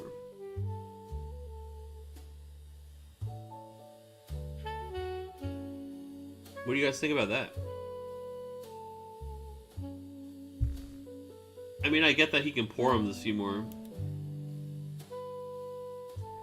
Yeah, maybe it makes sense to kill the Malboro. Because the Malboro can get rid of Porum's abilities. But Porum can use it before that happens. Yeah, I don't know. But yeah, maybe get rid of this guy. It makes a future Witch of the Fens way less scary. I mean, it basically makes Witch of the Fens a dead draw by getting rid of not only the only monster, but the Malboro synergy is pretty strong. You can go ahead and keep your Seymour, dude. I'll Porum it. Fair is fair.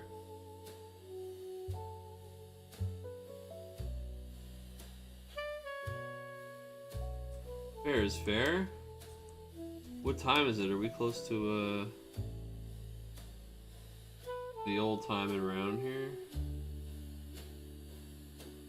We are actually past it. Sorry, that's my bad, guys. I keep watching these games, these exciting games. I remember 10 minutes ago thinking, oh, this is the last game. There's no way that we have to worry about time because they're going to finish before 10 more minutes go by. Nope. They also had a lot of extra time because, to be fair, this started like... I posted pairings like 7 minutes before I actually started the round start time. So plus I got 3 more minutes after time was called here. They just are playing too dang slow. We gotta go. You know, unfortunately. I mean, hey, I get it. They're both thinkers. They're grindy decks. They've got a lot. They've got a lot to think about with decks like these. We've got another Malboro. It's actually great that we killed the one Malboro because the double could be terrifying right now. Yeah, I guess actually we mostly survived that, but yeah, going to play lock here, get a discard out of the hand.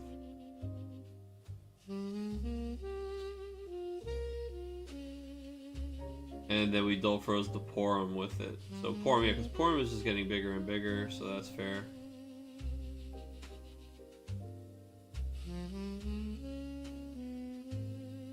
But yeah, I think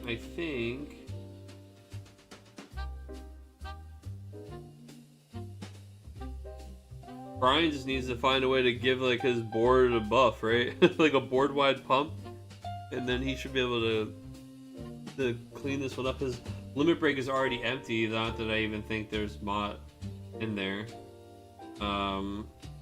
Hero doesn't quite do it yet. Materia doesn't pump. Doesn't have any crystals for Cecil. This Rosa is not a buffer. His dudes are just tiny bodies. Tiny bodies. The small bod squad. So Titus is turning sideways here. We are going to use Malboro. Interesting.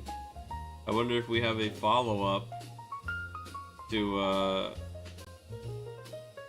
kill Porum or anything here.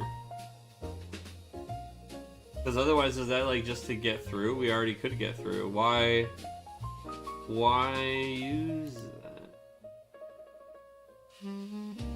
Huh.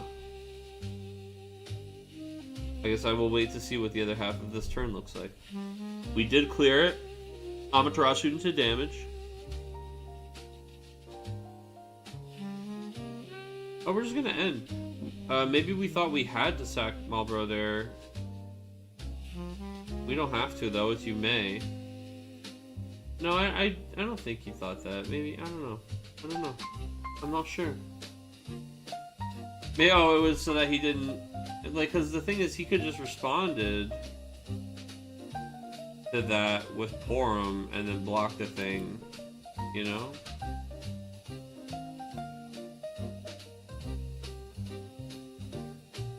Like, he could have just made this 1k in response to this triggering anyway, so it's not like it made it a safe... I don't know. And Brian just took it anyway, so this is turn 1 now.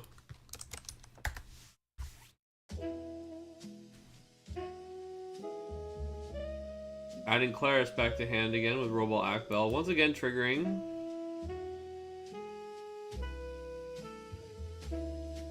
Again, I think the old, I think maybe Robel, the guy we should have tucked with our Titus turn. He's now gotten 2 different triggers, I think. And he got to be reused to kill the Malboro.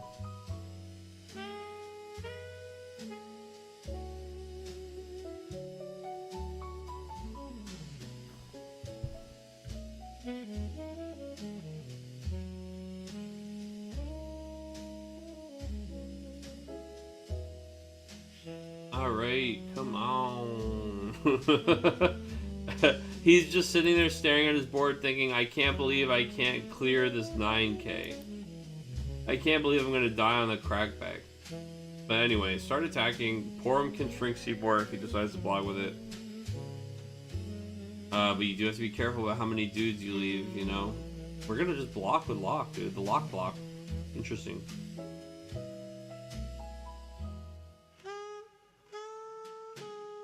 Interesting that we just take our ability to like technically lethal off the table for ourselves. There's interesting.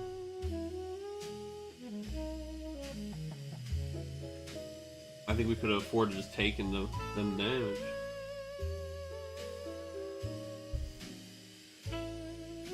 Especially we have limit break left, man. We've got like Serges in there,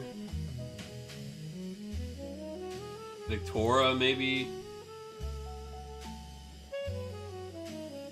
I know you can't do both of those, but he does get a crystal by playing, by actually using Materia's ability to gain a crystal. Wow, yeah, pitching Claris, tapping Materia to gain a crystal. Are we using that crystal right away? Is that what happened? Oh yeah, we're playing Edge again. Okay.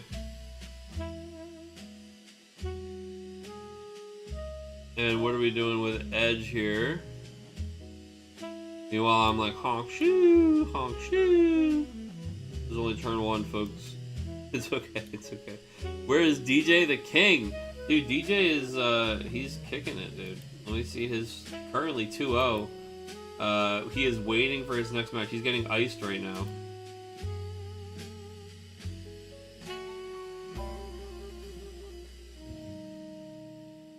Sorry, guys. I mean, I called time on him and everything, dude. I don't know what to tell you. We're chilling. I mean, I can't like shout at people. Yeah, Lena. We're using Lena special. We're bringing in Palom. Okay. Then we're ending the turn. Oh, we're gonna kill Seymour with the Porum Palom combo. Sure. Maybe an argument for we could have returned this the other turn, but yeah, again. So, sure, we're gonna do that. Seymour dies.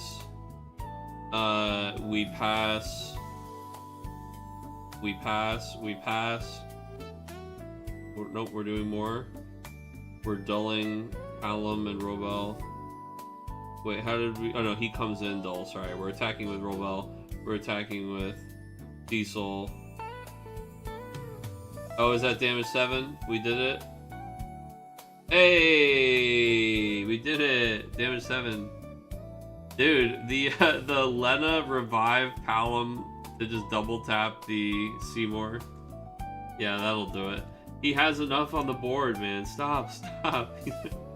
He just wanted to play the entire cast of Final Fantasy IV and Noctis on the table. We're just missing like a Kane and what's his name? Yang. Alright, so we've got that is 7-4. 7-4. Boom. Save. Done. Okay, next round. I've got drops. Of course I've got drops. We've been here for a bajillion years. Tyler with the drop, Mitchell with the drop. I got it, boys. No problem. No problem. 1 second. Tyler with the drop.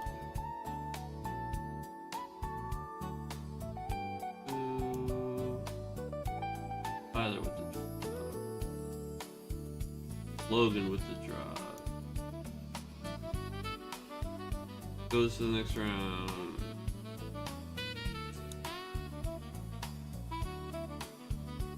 All right.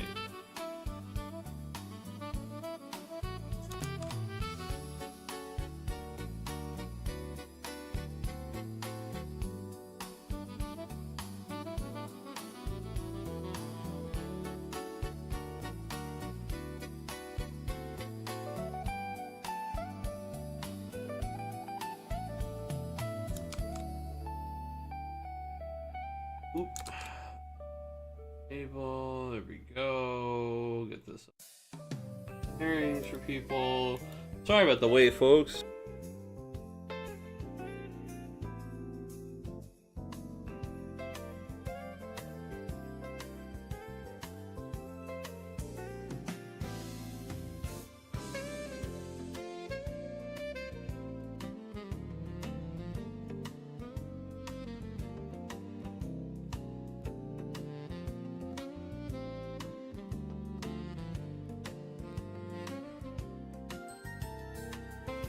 That was a crazy game. That was a crazy game, this person. That was a tough one.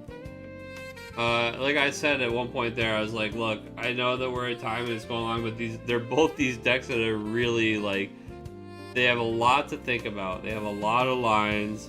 There's all this weird stuff you got to be careful about.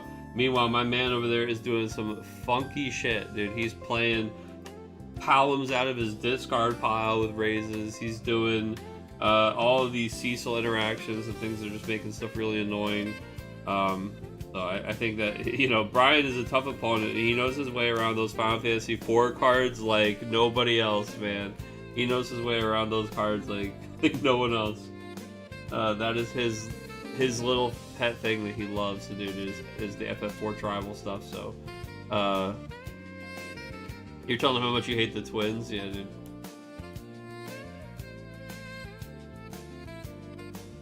Did Brendan get paired up? Yeah. So it always, whenever there's a pair up and there's 3 people with the right record, I don't know why the Square Enix software does this, but when it thinks that there's going to be another round, it puts the people who are undefeated at table 2 together, and it puts the pair up at table 1. I don't know why that is the way it's coded. It really should put the pair up at the bottom of the undefeated tables.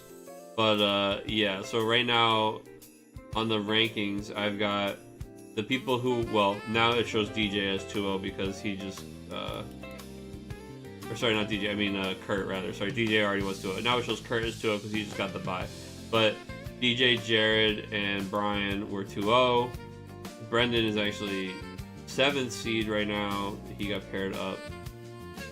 So he is against Jared at table 1, but that is not actually that's the pair down match. And then it's you versus DJ. Don't put so much stock in the table number. For the weird once you get to the weird rounds. Good question though.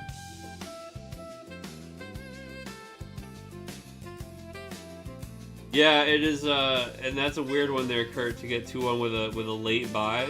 But we had the people who would have gotten the bye dropped, and there's still a bye, so there's nobody left that didn't win at least one game to get a bye. So, ironically, it had to be one of you guys. It is a weird one, but the nature of the beast. All right. Boom. Ooh, little, what is this, Jubilant here?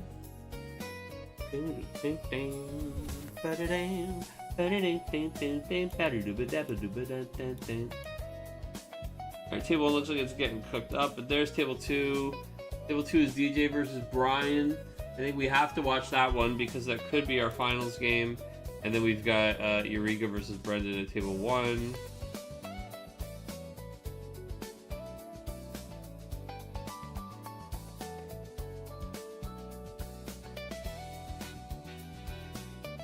And then with that game at table 1, if Eureka wins that one, then he will be playing against the winner of this game here. So let's get names of the games on screen. This is Brian versus DJ. Alright, so the DJ enjoyers at home, dude. The 2 twins, K. I got you. Here comes DJ.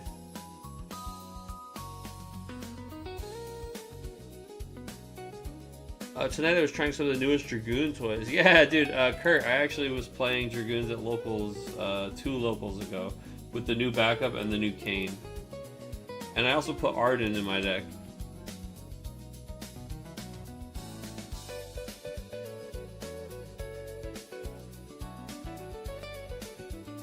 Alright, let's get hand sizes up there. Boom. Okay. Let's zoom in. So we got DJ up top here and Brian on the bottom. Brian opening up with the old Claris, searching for King Tycoon, a classic opening to get his colors online and get all his stuff set up. On the other side of the table, we've got Laswell doing his thing, man. Laswell comes down He's just gonna freeze Claris and then pass the turn back. That's it. Opening with Laswell is not so bad. If Laswell into Gawain can be pretty terrifying. 1-2 start.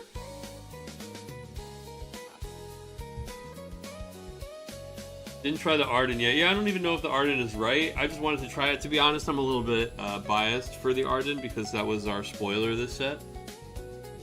And I wanted to give him a spin.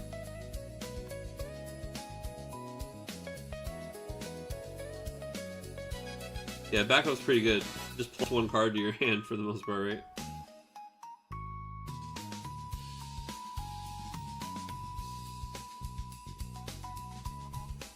It's just another card that helps you resolve the Opus 12 standard unit Dragoon more frequently. Like the one that requires you to reveal 4 Dragoons from your hand.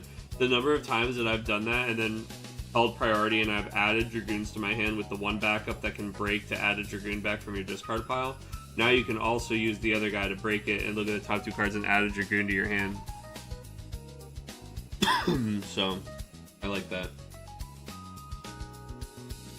This is pretty clean here from Brian. I mean, that's not great news for our friend DJ. He just gets a hero and then drops Cloud on the table here to kill the Laswell. Now we're going to play Garland. We're actually going to bring Delita back to hand. Interesting. Wait, what are we doing? Discard Zonde and wait. What did he do where he took back the Zonde? He discards Sultaeus and Zonde. Oh my goodness, he's cooking. Plays Garland. Brings back Delita. Moves on to the table. Moves on into the break zone. Moves Delita to the table. Moves Delita back to hand. I'm not sure what happened there with Zonde.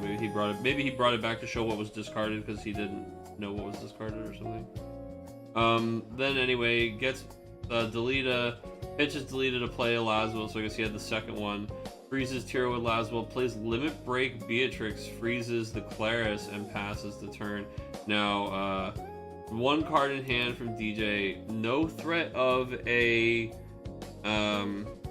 there's no threat of a Ramza or a Corilla here anytime soon, but if he does have an ice card in hand, I mean, we could just do this pretty gross, like, Heretical Knight Garland, right?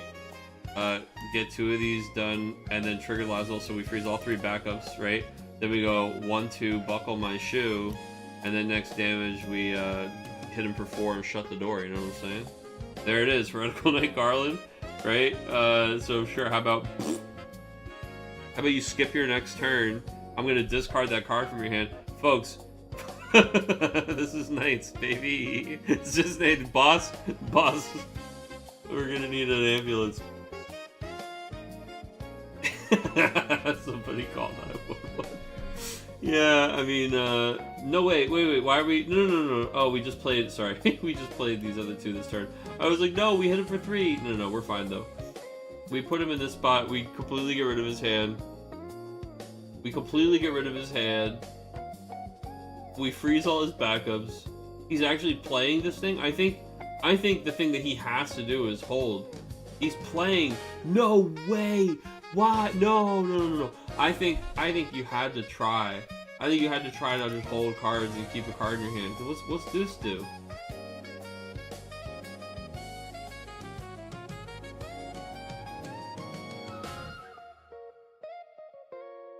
What does this do? We play a knight and we attack with Beatrix, we kill it, and we're gonna lose this card from our hand. I think it's weird. I think it's a draw pass if we don't have something good to do, right? And try to keep one card in our hand, and then hope that like this isn't that bad, and then we get some things. So this is like a gift, right? That's a gift for sure. Ba-ding! DJ said Heretical Knight Garland was bad for 3 weeks. Wait, what the fuck? How could you possibly think this card is bad? How could you, even if this card wasn't in Knights, how could you think this card is bad? This card just gets played in Ice.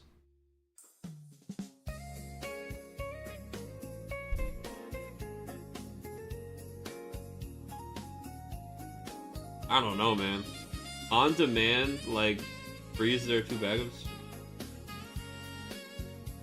It's maybe not the kind of card that you would run in your, like, main deck, right? But the fact that it's limit break on demand, so it's got all these crazy synergies in Knights that I feel like I don't even have to talk about. Imagine it's just this card by itself. Imagine it wasn't a Knight. Imagine it's job fucking question mark, name blah blah boobity, right?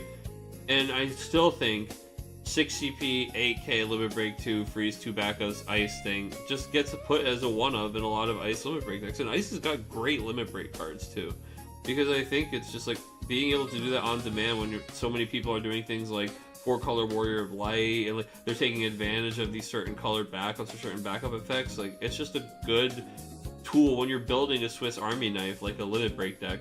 It's a great tool to have in your limit break deck. Now, we talk about the fact that this thing can get fucking discounted by the Beatrix, can trigger the Laswell and the Garland. Yeah, like, absolutely. The fact that this Beatrix existed was already crazy, that you could guarantee triggers on these cards from your limit break deck. Like, look, honestly, if we look at it, oh, I mean, that's pretty good. But our man DJ had a cursed start, right? His opening was a little rough. He had Laswell and basically fuck all else, right? Yeah, the heck was really bad. The heck was really bad. He had a Laswell and fuck all, right? But because he was able to get it back with the Garland, he's able to trigger with the limit break deck. He was able to put a really threatening board together. Now, Brian happened to draw one of the few cards he could afford that would absolutely obliterate DJ's entire board. Everything on DJ's board was 8k or less. Hecaton chair definitely cleaned it up. Now, Brian just gets to stabilize here. Yeah, things might start to look pretty bad for DJ. However, Brian is still kind of in a really rough spot. He's still kind of behind here, right? It's not really like he's holding anything up or he's building up a lot of resources right now. He's just got this guy. He can turn into another guy, which is scary. Or he can turn into the Lycisa, which can kill something on the other side of the table. But if we can get up to like a Ramza and just like Ramza Kurilla threaten the thing, and we're doing it right now. I was like, that we're putting him right back in the fucking vice grip, dude. We're taking him right back to the mat. Yep, Ramza Kurilla. You can't afford an Alma. You can't afford a Mist Dragon. It's free 99. We can get the Gawain. Oh, we can actually get Steiner Delita if we want here. Yeah. Delita, add back Laswell to our hand. Sure, why not? And then all the forwards get +2. Why not? Because now, if you're giving all the forwards +2k to the end of the turn, he has to switch right now if he wants to use Light Cecil, because Light Cecil is only on your opponent's turn that you can do the thing to kill the guys. So he's not going to, which is interesting. So we're actually going to we're going to let it go. We're going to leave this guy up. So now it goes back to Brian's turn. And Brian can avoid the Ramza damage by switching Cecil into someone else, or by covering. He can switch into the water Cecil and then cover whatever forward gets chosen with that with a crystal. But Brian absolutely cannot play a non-Final Fantasy IV character onto the table right now, because he will take a free point of damage for doing that. And that is a really, I mean, DJ's licking his lips looking for a way to have 4 characters and deal a point of damage right now. Just take the damage from the Cecil. Don't mess around with it. You can, even if you do want to consider interacting with it, you want to consider forcing him to switch it out and do the Ramza ability with it. I think for right now, like, whatever, dude. Like, don't let him do anything for free. Don't give him any free info or information. If he plays anything that's not a Final Fantasy IV character, this is a completely free point of damage. You've got 7 points of damage to take. Let the stupid Cecil hit you. I mean, we'll see what he does here, but I think this is just... Brian basically is in such a bad position that he's giving his opponent a chance to make a silly mistake here, I think.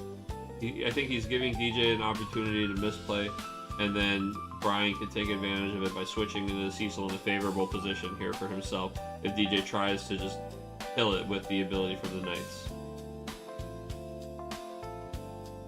We'll see which way we go. We are gonna block with the Corilla. That's an interesting. We're gonna just pump it with Tiro, of course. So this was the easiest thing in the world for him to just counter this bluff. Now she's marked for death. So we're saying, okay, fine, I'll hit you with Rom's ability. Now we're gonna Tenebrous Blast. So we're gonna kill Delita with the S.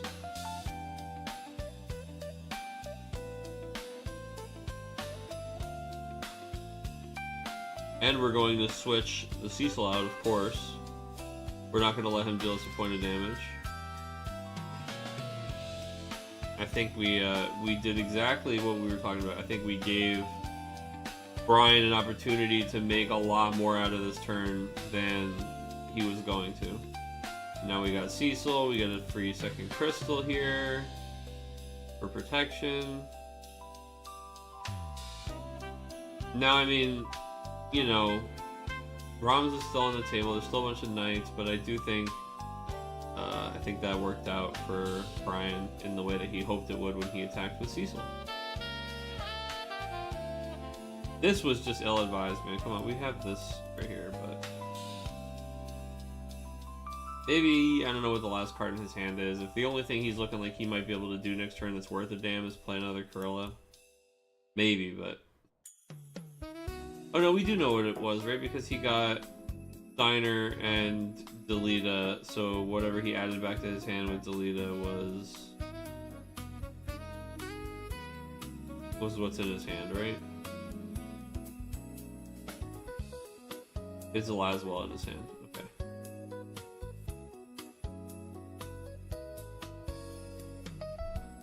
Yeah, Laswell, yeah. Laswell. Okay. Folks, we are off next week. As a reminder, it is the holiday, of course. It is Christmas Eve next Wednesday. So I hope that you wouldn't be sitting here on Discord. Actually, you know what? I don't care what you do. If that's what you like to do, if you like to sit here on Twitch and watch, I don't know why I said Discord. If you like to sit here on Twitch and watch people on Christmas Eve, hell yeah, dude. Hell yeah, do whatever the hell you want on Christmas Eve. That's the whole point of a holiday. But I will be traveling for the holidays, so I will not be able to stream. I will not see you guys next week. We'll be back the week after.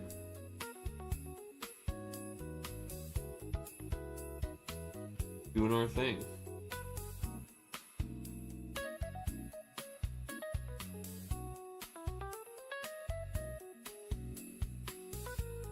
I hope you guys get all the dinosaurs and trucks that you asked for. You deserve them all.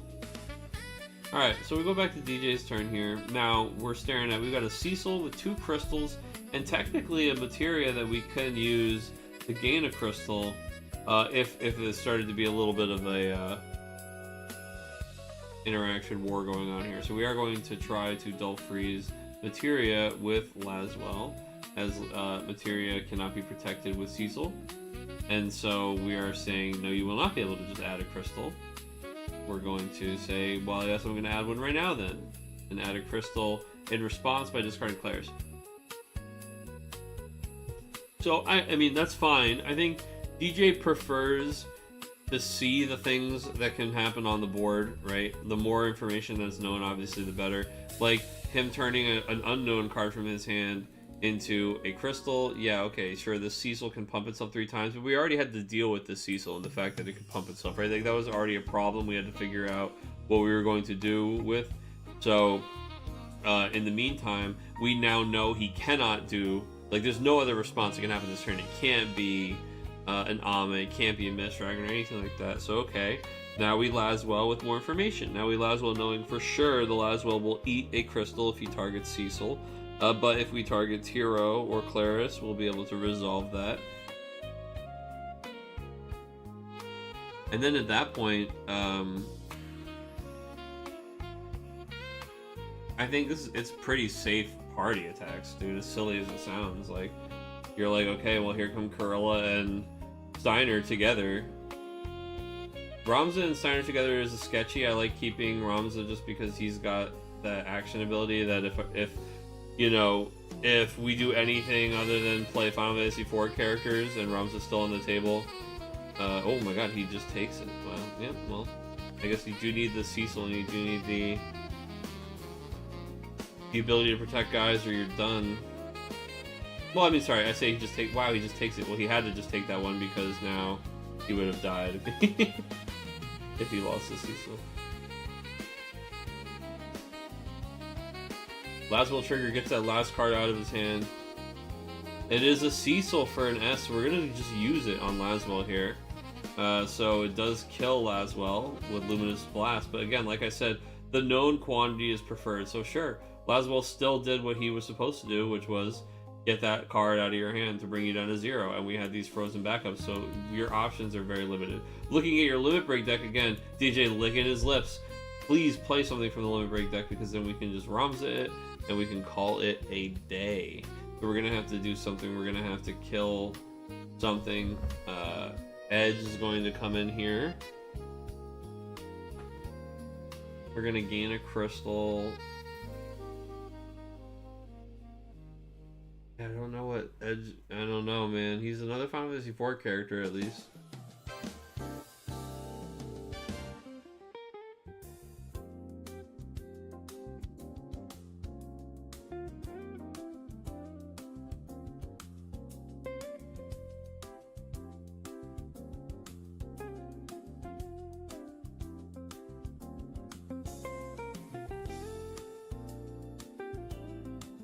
This game is getting weird. I mean, it is that razor's edge of like the aggro versus the guy trying to stabilize, right? Is he asking him how many Laswells are in his? Oh no, he's removing them with edge. Okay, how many Laswells are in there? I do think that it's funny. Like we just need just show me Beatrix off the top, right? 2 CP Water Beatrix. Just show me Beatrix off the top. We can play Beatrix and pump everybody by 2K.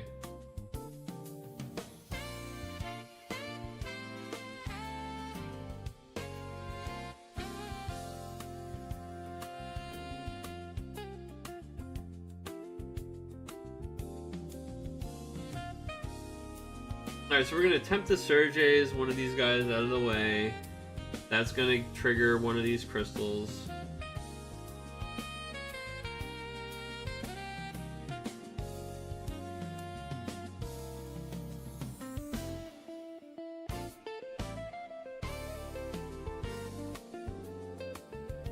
So he's going to have to use a crystal on Edge. I mean, then you've got 2 8Ks.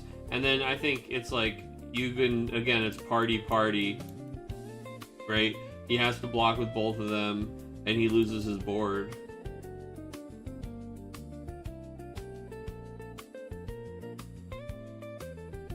Oh, I mean, yeah, even just the 9K, that's true, straight up. Well, so he used 1 crystal on Edge, so Edge is 8K. So 1 more crystal on Edge, and Edge can trade Corilla. But that's bad for him, man. He doesn't want to do that. He needs to survive the Krilla, right? Either way. Because now Ramza attacks, and he can use 1 crystal to buff Cecil to 9. But they trade, and then Bob's your uncle, dude. We're there.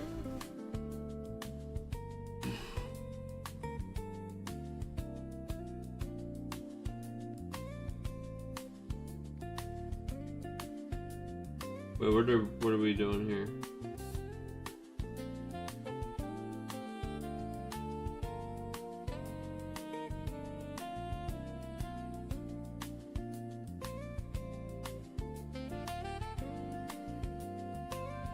Oh. Okay. Luminous Blast on who? Because Perla doesn't take other than Krilla. My bad. Okay, so we don't use it. We use the S ability from our hand instead, and then we generate another crystal. Or sorry, we don't generate another crystal. We get the crystal back.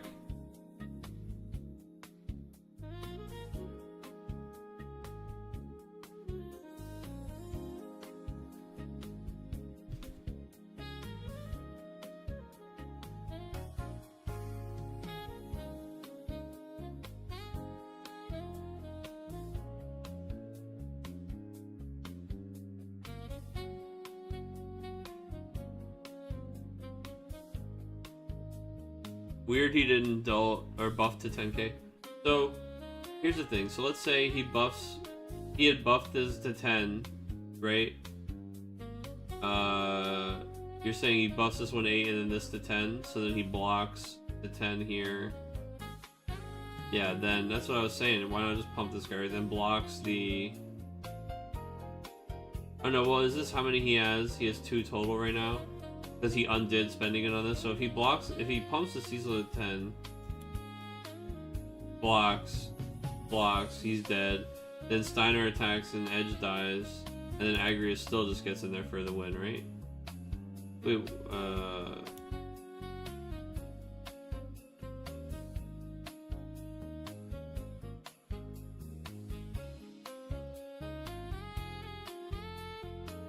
But yeah, instead he hits the minus 5,000 on the gorilla. So he blocks that just fine. Then blocks the party attack and loses edge. And now he can spend both crystals to survive this, can he?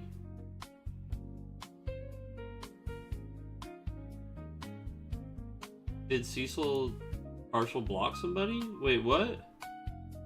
Wait, what? What? What?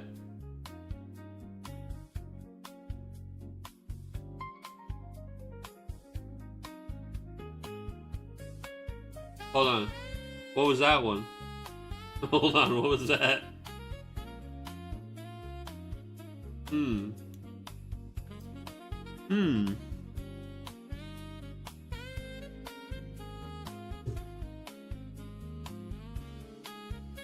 Nick, come get your boy. Did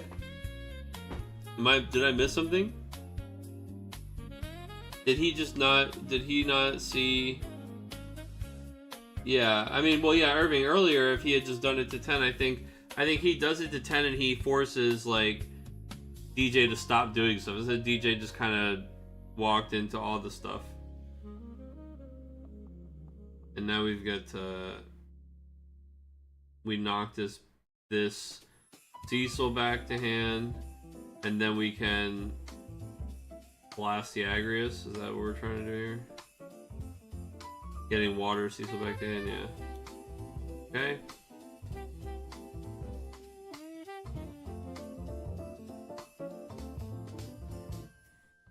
I mean, okay, so he did the thing though. He did the thing. He played a non Final Fantasy IV forward. He did the non Final Fantasy IV forward. So all we have to do is find a Ramza, which there are 2 left in the deck.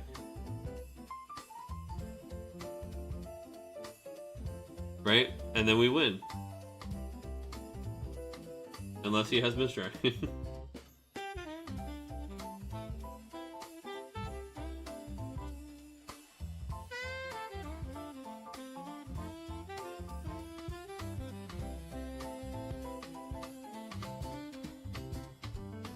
Oh, or the edge, right?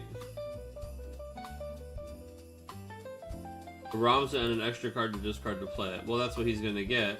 When this turn he had to draw pass. He couldn't do it the previous turn. I'm talking about how he wins the game, not necessarily what he does the next turn, right?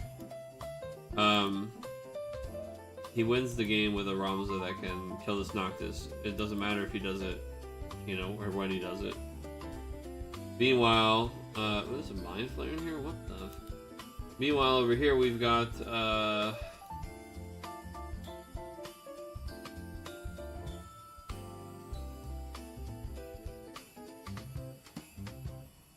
we do have Misdragon.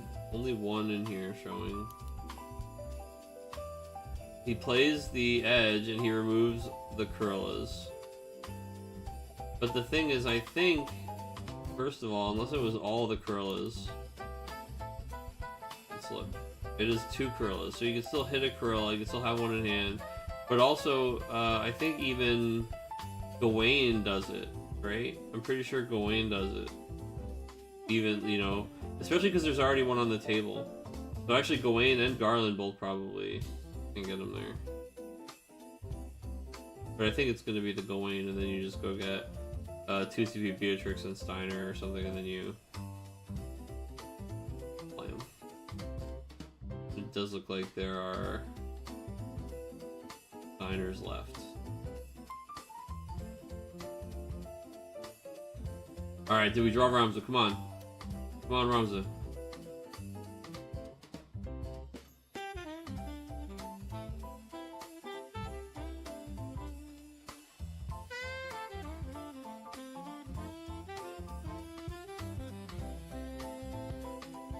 Oh man, Larsa. Yeah, we have to wait another turn. We're gonna get Gawain. Interesting.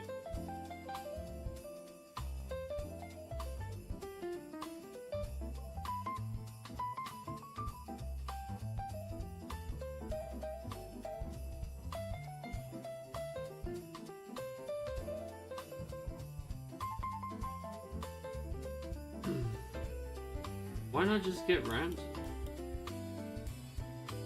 I mean, so, to be fair now, I think we've lost the window. Because Brian's deck has Mist Dragon and Amaterasu in it. Plus, if he just has 2 Luminous Blasts, he has a couple different ways to get out of the Ramza having 4 dudes on the table.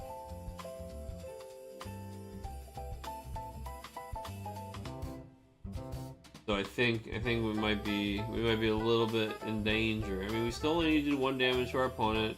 Our opponent is still kind of on the edge here, but yeah, he's discarding Amaterasu and then being like, "I'm just kidding. Actually, maybe I don't. Maybe I'll take it." He just shows him the fucking Ama is in his hand, bro. Like, what a flex! What a flex!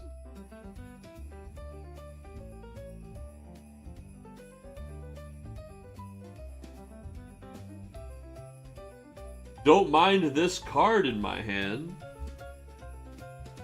I'm gonna leave Tiro up for no reason. I'm gonna pitch Amaterasu to. Oh my god, Zeromus looking like a Metroid boss. Holy shit. Zeromus, guys. Let's remember what this guy does. He's the new legend from the set. Zeromus is also a card named Zemus in all situations. When 1 or more characters you control are chosen by your opponent's summon or ability, if your opponent doesn't pay 4 or crystal, cancel its effects. How about that?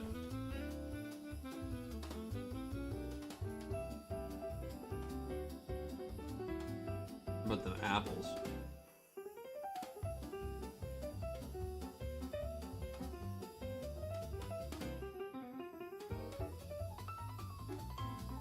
Now we have to pay 4. We have to pay 4 CP to use Ramza's ability to try to win. It's a little doomed. I'm not gonna lie. It's a little bit doomed.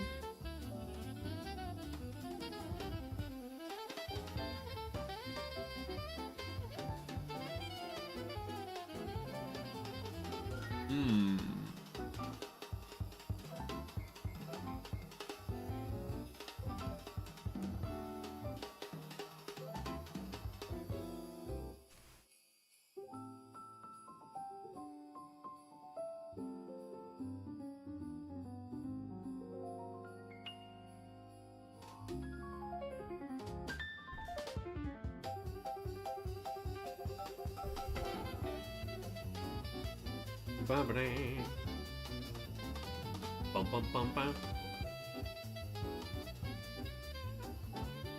Zapata. Now DJ's sitting here, and I feel like he is watching his window of opportunity close in his face. It was a good run. Oh no! I'll tell you what, Brendan. You said that you were relatively new. The opponent that you just played is a very, very seasoned competitor who is an absolute guru on the mono win. So he is a tough opponent. The fact that you guys have been jamming this whole time is a testament to that it was a good game, that you are absolutely well on your way to knowing your shit and being a fierce competitor yourself. So GG's. Alright, Gawain. What are we going for with Gawain? We got a Ramza, we got a Beatrix. Okay. I still think we're it's looking a little cursed over here. I don't know. Is it somehow becoming like a war of attrition?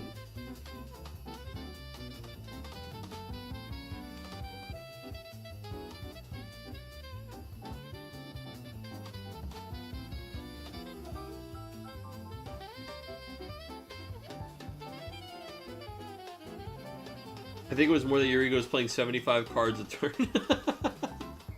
Yeah, I mean, hey, mono wind. Mono wind, mono wind. That is how it be.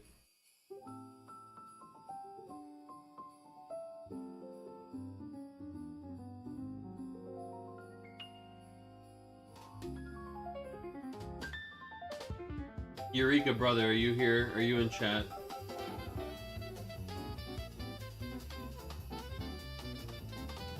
Oh my goodness. Oh, good lord. Wait. Don't we need enough CP to be able to pay for this?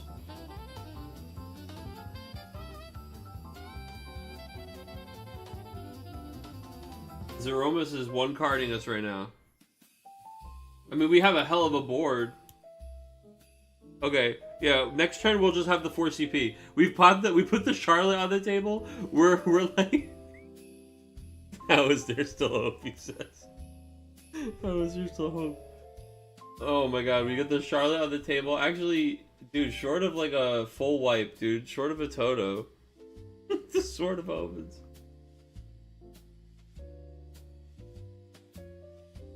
I mean, we need a wipe right now. We need some way for Zeromus or Noctis to not be on the table. We need some way for DJ to not have 2 cards in his hand. I just don't know which of those things is going to be able to happen here. We need to kill Ramza. That's really what it is, right? So we're gonna get Palom. We need a hero. I mean, it's sure looking an awful lot like Ramza's action ability is going to end this game.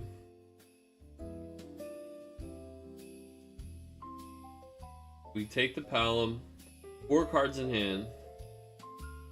Orm unfortunately can't even target the Ramza to get rid of his abilities, so it's a little bit. I'll tell you what, folks, it's damn near 10 o'clock though over here. If we, rather than have a round 4 for this tiebreaker, I think I'm just giving out prizes to 2 people this week because you know what, Merry Christmas or something. Because it is 10 p.m. Alright, Noctis is attacking. Amaterasu into damage.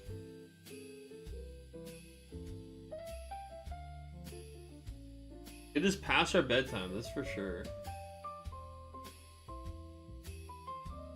It's goblin hours, you know what I'm saying? So we've got the old Misty. Mist in our fist. So we just hit him with the Tempo Mist Dragon? I mean, it's GG, folks. Oh, get out of here, Gabe. There's one more round. Get the heck out of here, dude. I mean, that's it, dog, right? Okay, pass. He draws 2 cards. I mean, I don't know. He's got 4 cards in his hand. Mist Dragon, I think we literally just Mist Dragon to draw a card and see what else we could do. Like, just pray. We need 4 Cecils so that we can use... Oh wait, is this a 2K ping? Hold on, now we only need 3 Cecils. Okay, we need 3 Cecils so that... Wait, no, because we can't ping Charlotte for 2K with Palom. We need 4 Cecils so we can use Luminous Blast twice on Charlotte and then use it twice on Ramza, and then we're golden.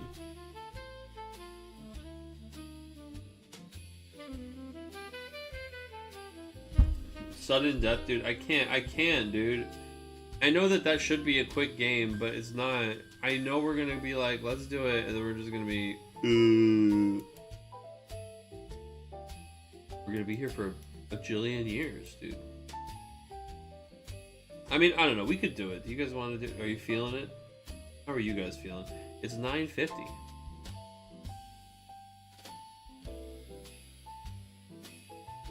That's why I was asking if Eureka was in chat with us, dude, or if he's got it muted or what right now. I was gonna say, however he's feeling, sure influences my decision as well. You just joined. Brother, what's going on? I know we've got this tiebreaker coming up, but we've had these crazy long rounds tonight. It's almost 10 o'clock here. But I know for you it's not late, it's early, and you're chilling. I was gonna say we might be the retirement home is shutting off the lights, Irving. Are they kicking you out and sending you to bed?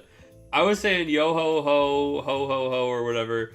I'll just make 2 people win instead of do a tiebreaker because it's damn near 10 o'clock here. You don't mind? All right, cool.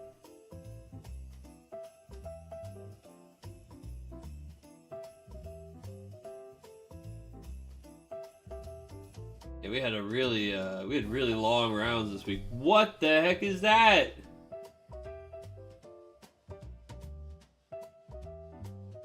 Holy dude. When they first, I think they spoiled this at Nats, at NA Nats, and I saw this card and I was like, dog, this card's gonna be so sick with Rydia. And then it just like didn't happen ever. Because it's just not the way things went, and also it's not that sick. It turns out it's pretty restricted, but looks like he's doing it here with the Rydia, and he's got enough 2-drops in the deck that maybe it's pretty sick. This is GG, I misplayed, and he says GG's, yeah, because he will be tapping 4 knights to shoot Noctis or Aromas and pitching the 2 cards from his hand, meaning that DJ wins this one. All right, so let's see.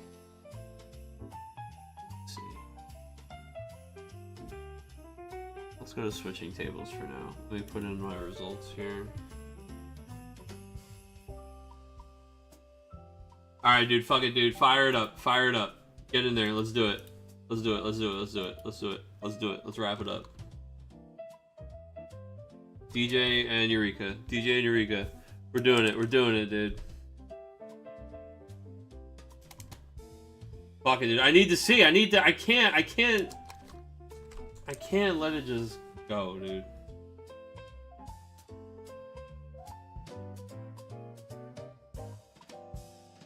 There can only be one. There can only be one.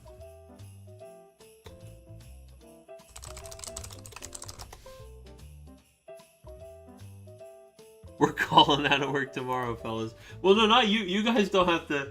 You guys don't have another round. The only people who have another round are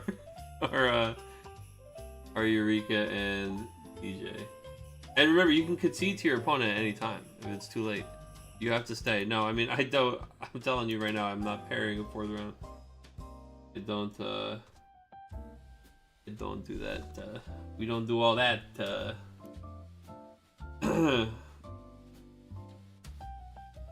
We have to stay. We are committed. RVA tiebreaker already up. I love that, Eureka. He's keeping it snappy.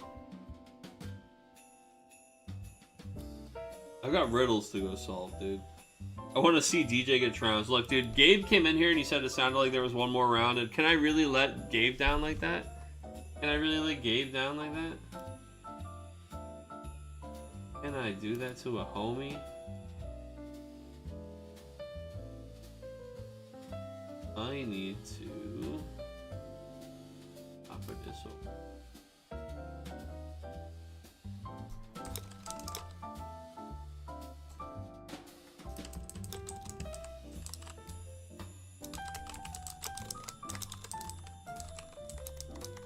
All right.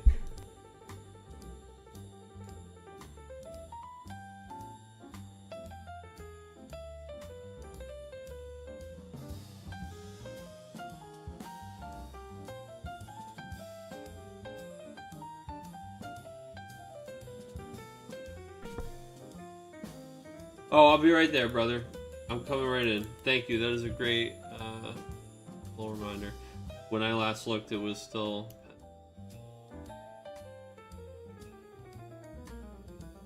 Alright, I'm in there, dude. Let's go. I'll get the names fixed while you guys get started. Eureka is on the left, which makes my life easy. Alright guys, we're here. We're in the finals. And we are bringing you bonus content because it's a Christmas miracle. It's a Christmas miracle. We had time for the 4th round after all. Here we are. The true magic of the season on full display. We've got Nash start, dude. And see Eureka was saying, just pray get win, dice roll, no Laswell flip. So, he did win the dice roll, so the beginning of his plan... Oh, wait. He actually lost the dice roll, but DJ elected to go second. And Eureka hit him with the fastest okay I've ever seen, dude. Larsa for Corilla. Gorilla for sale, dude. We're gonna just pass it there. Eureka gets another turn with the thumb. The boot is off the throat, and I mean, yet to be seen. Maybe we're bootless for a turn or two here. We've got Stiltskin, old stilty boy. Gonna go get an Evray. Still just kind of keeping it casual, keeping 5 cards in hand. Trying to keep what Eureka wants to do is obviously the turn after all these night guys get played. He needs to have the full cast turn with Luso. You know, being able to wipe the board, be able to respond. So keeping a lot of cards in his hand, not letting him get stripped down low, making it so that the backup's getting frozen is less crippling when he's got more things he can just do from hand to play to reactivate them, etc. Doing his best to just basically keep as many resources as possible and still be ready to respond quickly. And here we go, though. It's everything but a Laswell. We go Ramza into Corilla, into Charlotte, and Agrius. What do we got here? An anonymous gifter. Thank you, anonymous gifter. It is, in fact, the holidays. It's a holiday season. Thank you, thank you. Zap for the win. Oh, JG, the fitness himself. This person says Nova FFTCG and I love Nate Dogg.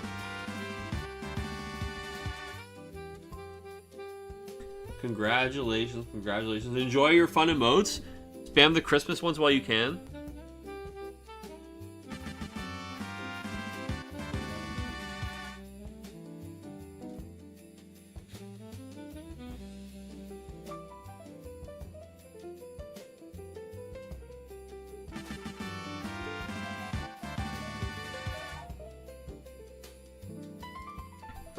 Thank you, Anonymous. Thank you, Anonymous. Merry Christmas, or Happy Holidays, or whatever you, whatever does not offend anybody, sorry. Happy Holidays, folks. All of the holidays, dude. What are all the Final Fantasy ones called? We got Starlight Celebration, right? Happy Starlight Celebration. Laswell is gonna dull freeze the Nash, dude, and now the Terror himself is here. Luso just came out to say hey, just a little quick hi, howdy to his friends.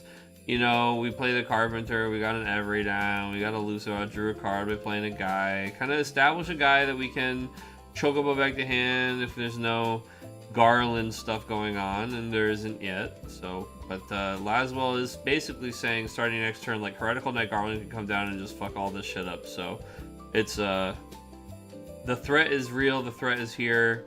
We also have 4 active knights, so that there's a little bit of chicken going on with Chocobo targeting Luso, because he can snap off the Ramza action ability to kill the Luso in response, which means we need a second Chocobo on top of that to put Luso back in our hands. So this is the big turn. This turn and the next turn, the threat has been presented by DJ. DJ has the resources to back it up. He's got 3 cards in hand still. He's got the Charlotte on the table, which is really nice protection here. Ramza's action ability is active and ready to use, and Laswell is standing ready to make the follow-up plays hurt. So Eureka's puzzling his way through this one. We even got a typed into the chat. This is a tricky situation. He's definitely gonna have to think about it for a minute, because it is a lot of pressure coming here from DJ.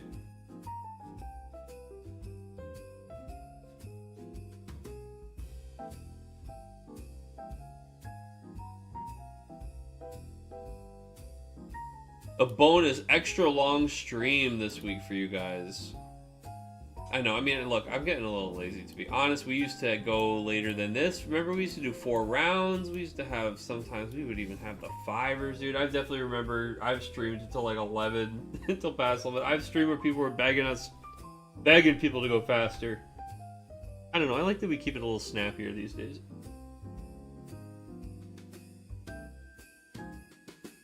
Time and place for 4-hour tournament streams, you know?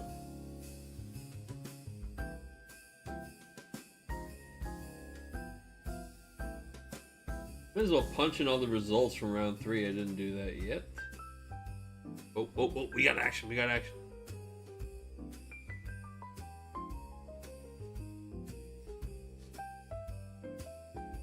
Yeah, so actually playing Mog FFBE to search for a category FFBE, we're getting the Fina and adding it to hand. Fina, of course, is the one that we can discard from our hand to cancel an action ability. So we go to pass the turn. DJ goes for the free damage on Luso. Now, I think he had to expect that Eureka had the Chocobo.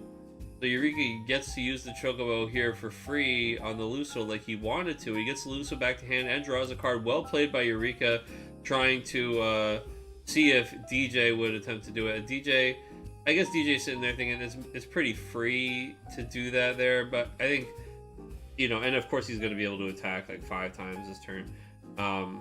But interesting to think about, you know, a situation where DJ passes turn there knowing Chocobo's likely in hand and then tries to come out on top with the double, like, you know, preventing Chocobo from being part of a combo turn later, or the Luso rather needs to be Chocobo because he's on the field already, and then the ability to try to make that really awkward for him. But that requires leaving up 4 knights, right? So, but we are opting to leave up 4 knights anyway. I'm surprised we didn't attack another time or 2. I'm surprised. Why are we being very careful right now? This is so this is what we would have done if the Luso was on the table and we didn't choose to force the Chocobo earlier. But because we did choose to force the Chocobo earlier, I think we should have, at the very least, we should have attacked with another character. Like, because, I mean, I don't know. But I think we should be swinging for the fences. I think you turn all this shit sideways. We'll see.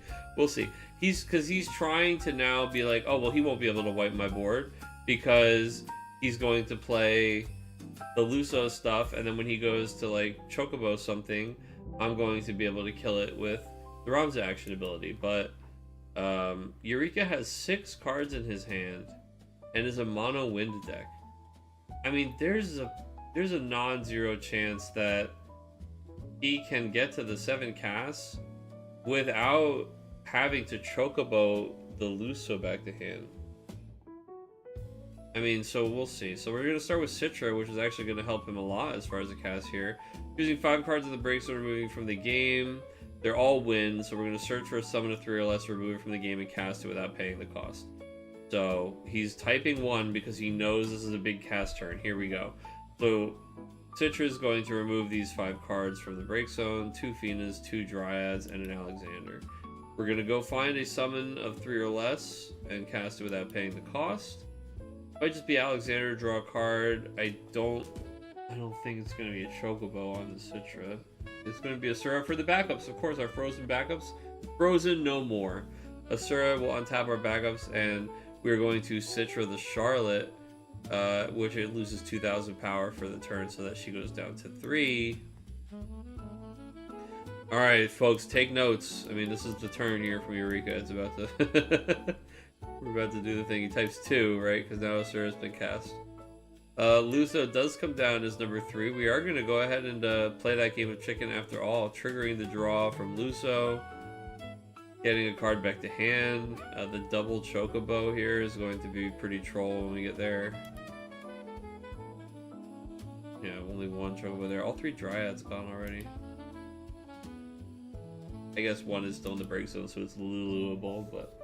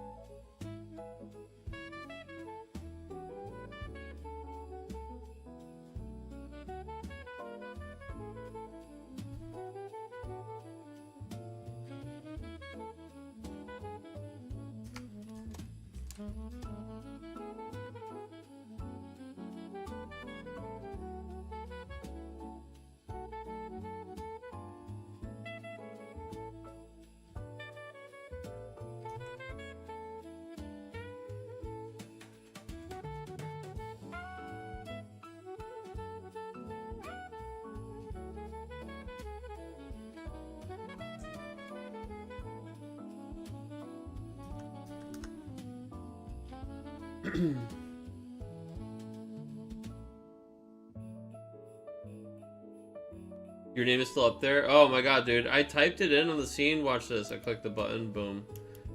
I I typed it in on the scene and I didn't click the stupid transition over button. Look, guys, this is why we had to call it before 10 o'clock, dude. My brain is rotting. Look, Brian, you were with us in spirit in the finals here, okay? You really gave it your all.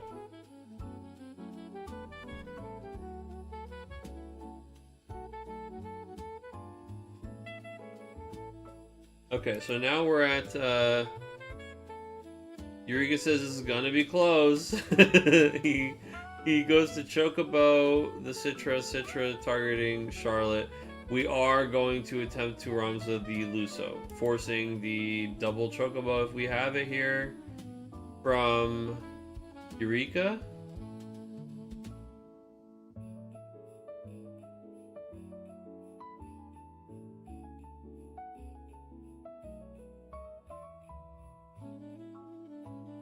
He's gotta have, he does. So the next Chocobo on the Luso, so that's cast 5. And he's not kidding, it's gonna be real close here. Did we use ever yet? He'll draw once or twice. He'll draw once.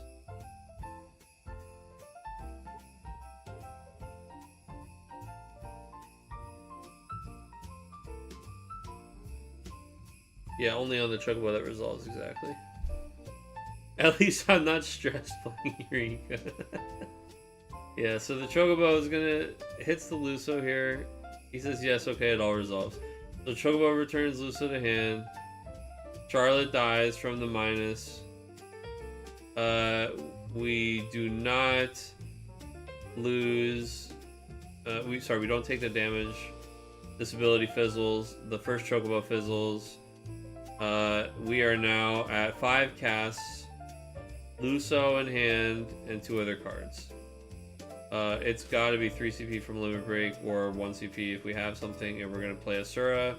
We're going to target a Luso with Asura. We're going to shrink... Oh, pretty good. We're going to shrink Ramza by 2k with Citra here. We're going to Evray a backup. We're going to play Luso. We're going to clear everything but Corilla. And... Amaterasu! But that's exactly why he's got a second one. He has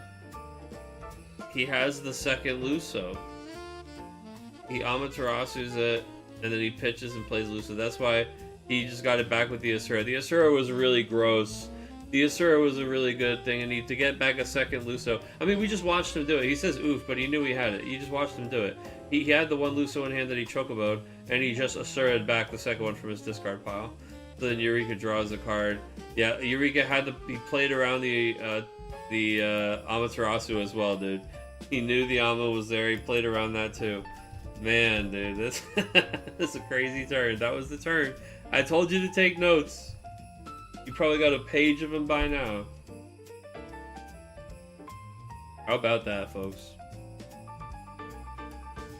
Balls in your court, Knights.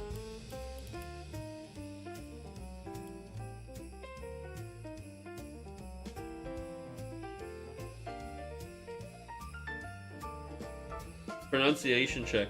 I'm pretty sure it's Luso, but you want me to see if it's Lusso?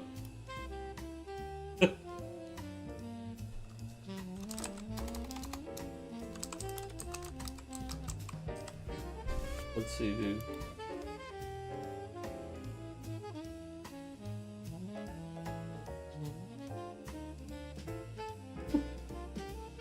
Lusso.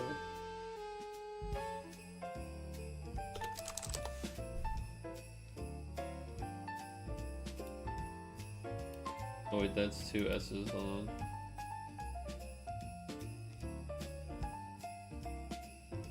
Luso. Luso.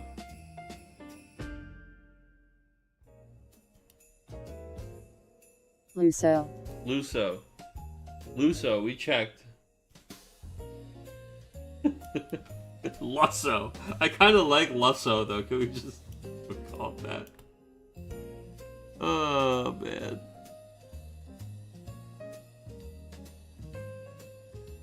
Sometimes you have 3 chocobos. I mean, it was pretty nuts that he had the 1 chocobo in the discard, had the other 2, and then also got the one draw or whatever was the Asura.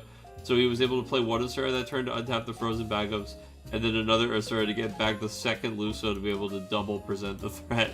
It was pretty good, huh? Definitely some you know, damn he sure had it type of shit, but still very well played.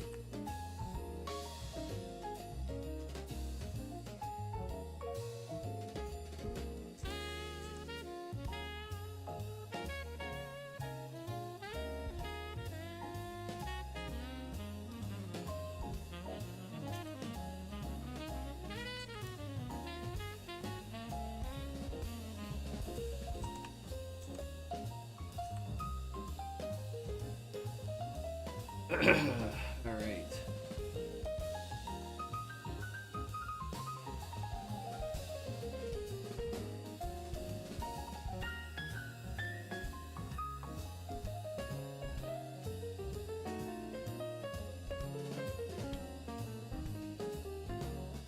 Eureka flaunting all that green. That's right. Oh, we got the ace off the top, dude.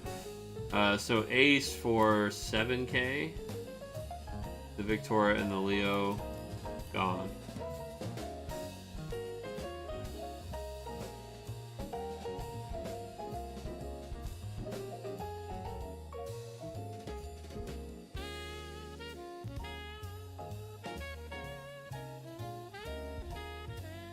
Blocking the Krillo with Luso. Now Eureka gets a free card off ace every turn. We start attacking.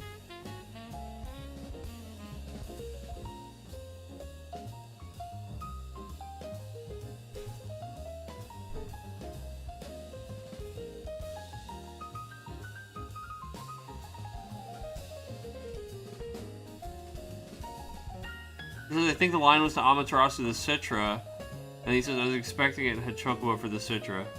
But you had to use, but he had to double Chocobo for the, he had to double Chocobo for the Luso too, right? In order to get through the ROMs and things. So if he Amaterasu'd the, if he Amaterasu'd the Citra and then went to Chocobo that, and then he let that go. I guess no. I mean, yeah, because you can't take another Chocobo out of the deck. You already have them. You might be replaying the Citra. So then when the Luso went to get Chocobo'd. But then I guess later he gets the Luso back with the 1 CP Asura and then presents the second Luso anyway, so never mind. It just shakes out in a very different sequence. Especially considering he can then Citra for Asura for sure to get Luso back. Etc.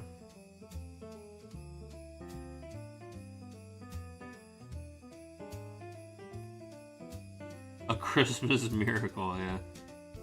They're happening left and right, dude. We're gonna block with the same Lulu we just played there. We're gonna Chocobo her back to hand after blocking.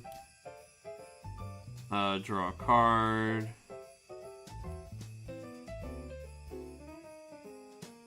No damage. Have Lulu for next turn.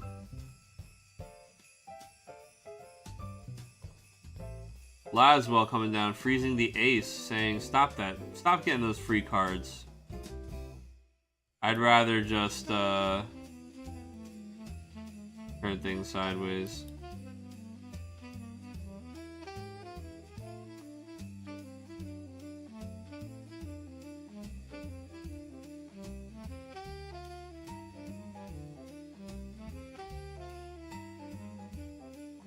Yeah, I think I kind of walked around it a little bit, and I know, hopefully he can read what you're saying, but he does not hear what I'm saying. But, yeah, he just would have had to do it a slightly different way, right? But, like, basically, by having the Citra and the 2 Chocobos in hand, and the Asura to be able to do 2 Lusos by some combination of 2 Lusos, 2 Chocobos, etc. Like, DJ only has basically just comparing the number of threats to the number of answers. You know, Eureka can just do them in a different order and still forces too many things from DJ. Rosa comes down. We're gonna pay that 1, get Lulu. For cast 3, untap the backups. What are we gonna add back to hand here? We're adding back Dryad, maybe? Nope, we're adding Chocobo back. It says both abilities are good. Yep, adding back Chocobo. Untapping the backups. 2 for Chocobo on Lulu. Drinking Corilla.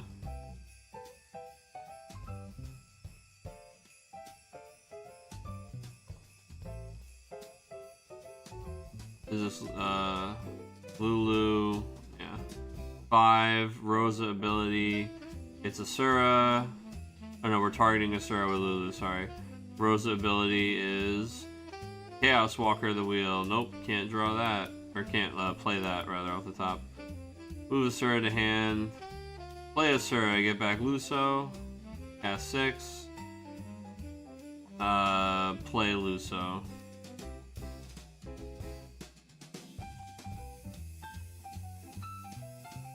Would a free pack of cards be a worthwhile reward for someone drinking a shot of 190 proof Everclear? Sure. I would do it.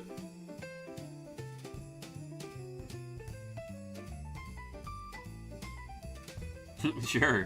Where's the shot of Everclear? Where's this pack of cards? Just a little bit of gasoline for some cards? Hold on, I can get paid to drink? You probably wouldn't remember the pack? Sure I would, dude. Come on, dude. Look, I mean, we don't do it anymore because we're fucking grown adults now, but I used to drink Bacardi 151 as like just because, dude. Sure, like I remember like just purchasing that. Atomos, dude. Yeah, we could handle a shot of Everclear, dude. We've done that too.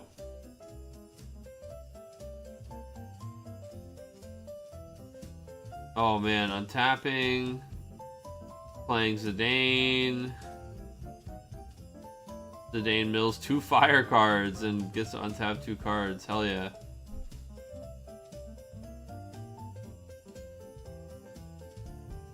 Just like... So we play Atomos. Then we play Zidane. Yeah, get Atomos to untap stuff. Tag with Ace, get a card. Cast Alexander. Trigger Rosa to activate all our backups. Yeah, it's like now it's just it's value town, baby. Attack, attack, attack. Attack with Lulu, trigger Garland. He gets to put somebody back in hand. We're gonna put Ramsa back in hand, sure. Spending another 300 to clarify, you have to take the shot with a straight face. No reaction, none. I don't know, guys. I mean, like, I got you. Let's do it. Let's do it.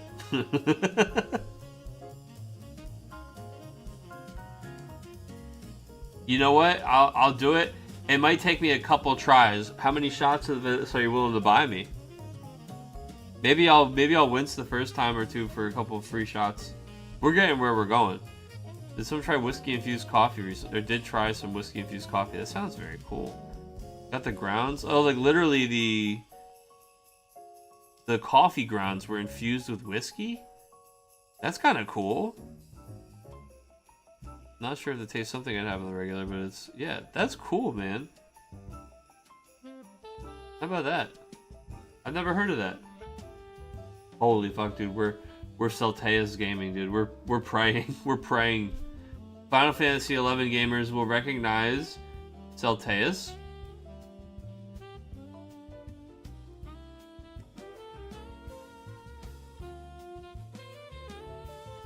Delteus did reveal Corilla. He did his job, dude. He hit the highest roll.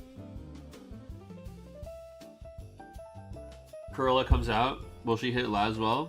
No. We got Steiner, Delita, and Gawain. Do we have an ice card in our hand, though? Is Delita the Chosen Son? We get Steiner, and we return one of these cards to his hand. I mean, it sucked. They all suck. You don't want to put Lulu or Luso back in hand. You really want to hit his name, but you can't. Rosa, he'll protect. You do pick one of them, though, because you're trying to stop him from killing you. You can pick Rosa, he'll protect it. Yeah.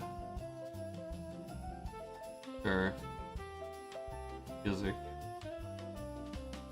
fine. Get Laswell back.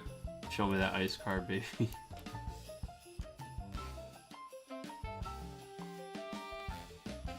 Nope. Alright, I think we're screwed. I think that's it. I think that's it. I think Eureka is our happy Christmas boy. You think? Yeah, look, dude, I mean, come on. I know, but we gotta root for everybody until the fat lady sings here, you know what I mean? We're Chaos Walkering our Lulu for, you know, beginning of what is sure to be a very interesting... We needed to declare Lulu's ability there, right?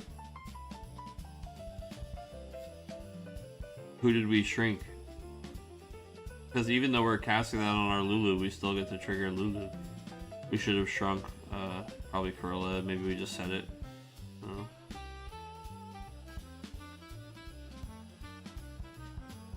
Yeah, there we go. Yep, we did. We said it. See? They're on top of it, dude. Oh, I'm, my auto scroll's not on, my bad. Scrolling down. Scrolling down. Does Lulu shrink Corilla? Cool. Now we get the Chocobo back, and Atomos on taps too.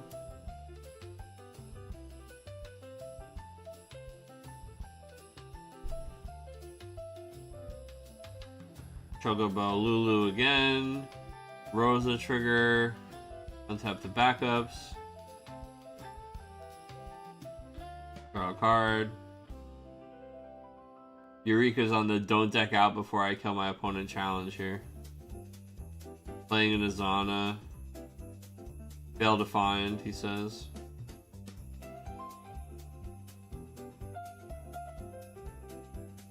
Just rocking a Raw Dog 2-drop cast. Lulu comes in as number 5. Reveals the top card of the deck. It is a Chocobo. So, oh no, Chocobo, sorry, is what he got back with the Lulu. It's an Alexander, so that goes back on top of the deck. Lulu, or sorry, Chocobo, the Luso. We play Luso. And then we're going to get lethal with Ace, Rosa, and Atomos and Zidane attacking. So that's it right there, man. Mono win, baby! Yeah, definitely a world where, depending on how some of the earlier turns go, Knights can get it, but this is what it looks like when, when it goes the other way, folks.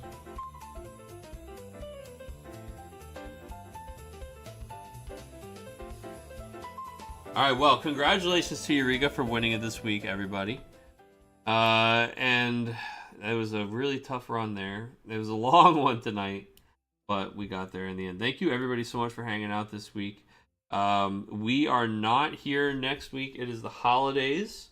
Of course, I hope that everybody has a wonderful, wonderful holiday, whatever holiday it is that you celebrate, and enjoy time off if you have it from work. Spend some time around friends and family and enjoy the time off. I will see you all on the other side. We're going to probably have an event in the week between the 2026 and Christmas, so we should be here the week after. I'll let you guys know if anything changes. Otherwise, that is it. So, thank you all. Good game, everybody. Merry Christmas, happy holidays, and good night. Bye-bye. Bye-bye. Bye-bye. Peace. Work.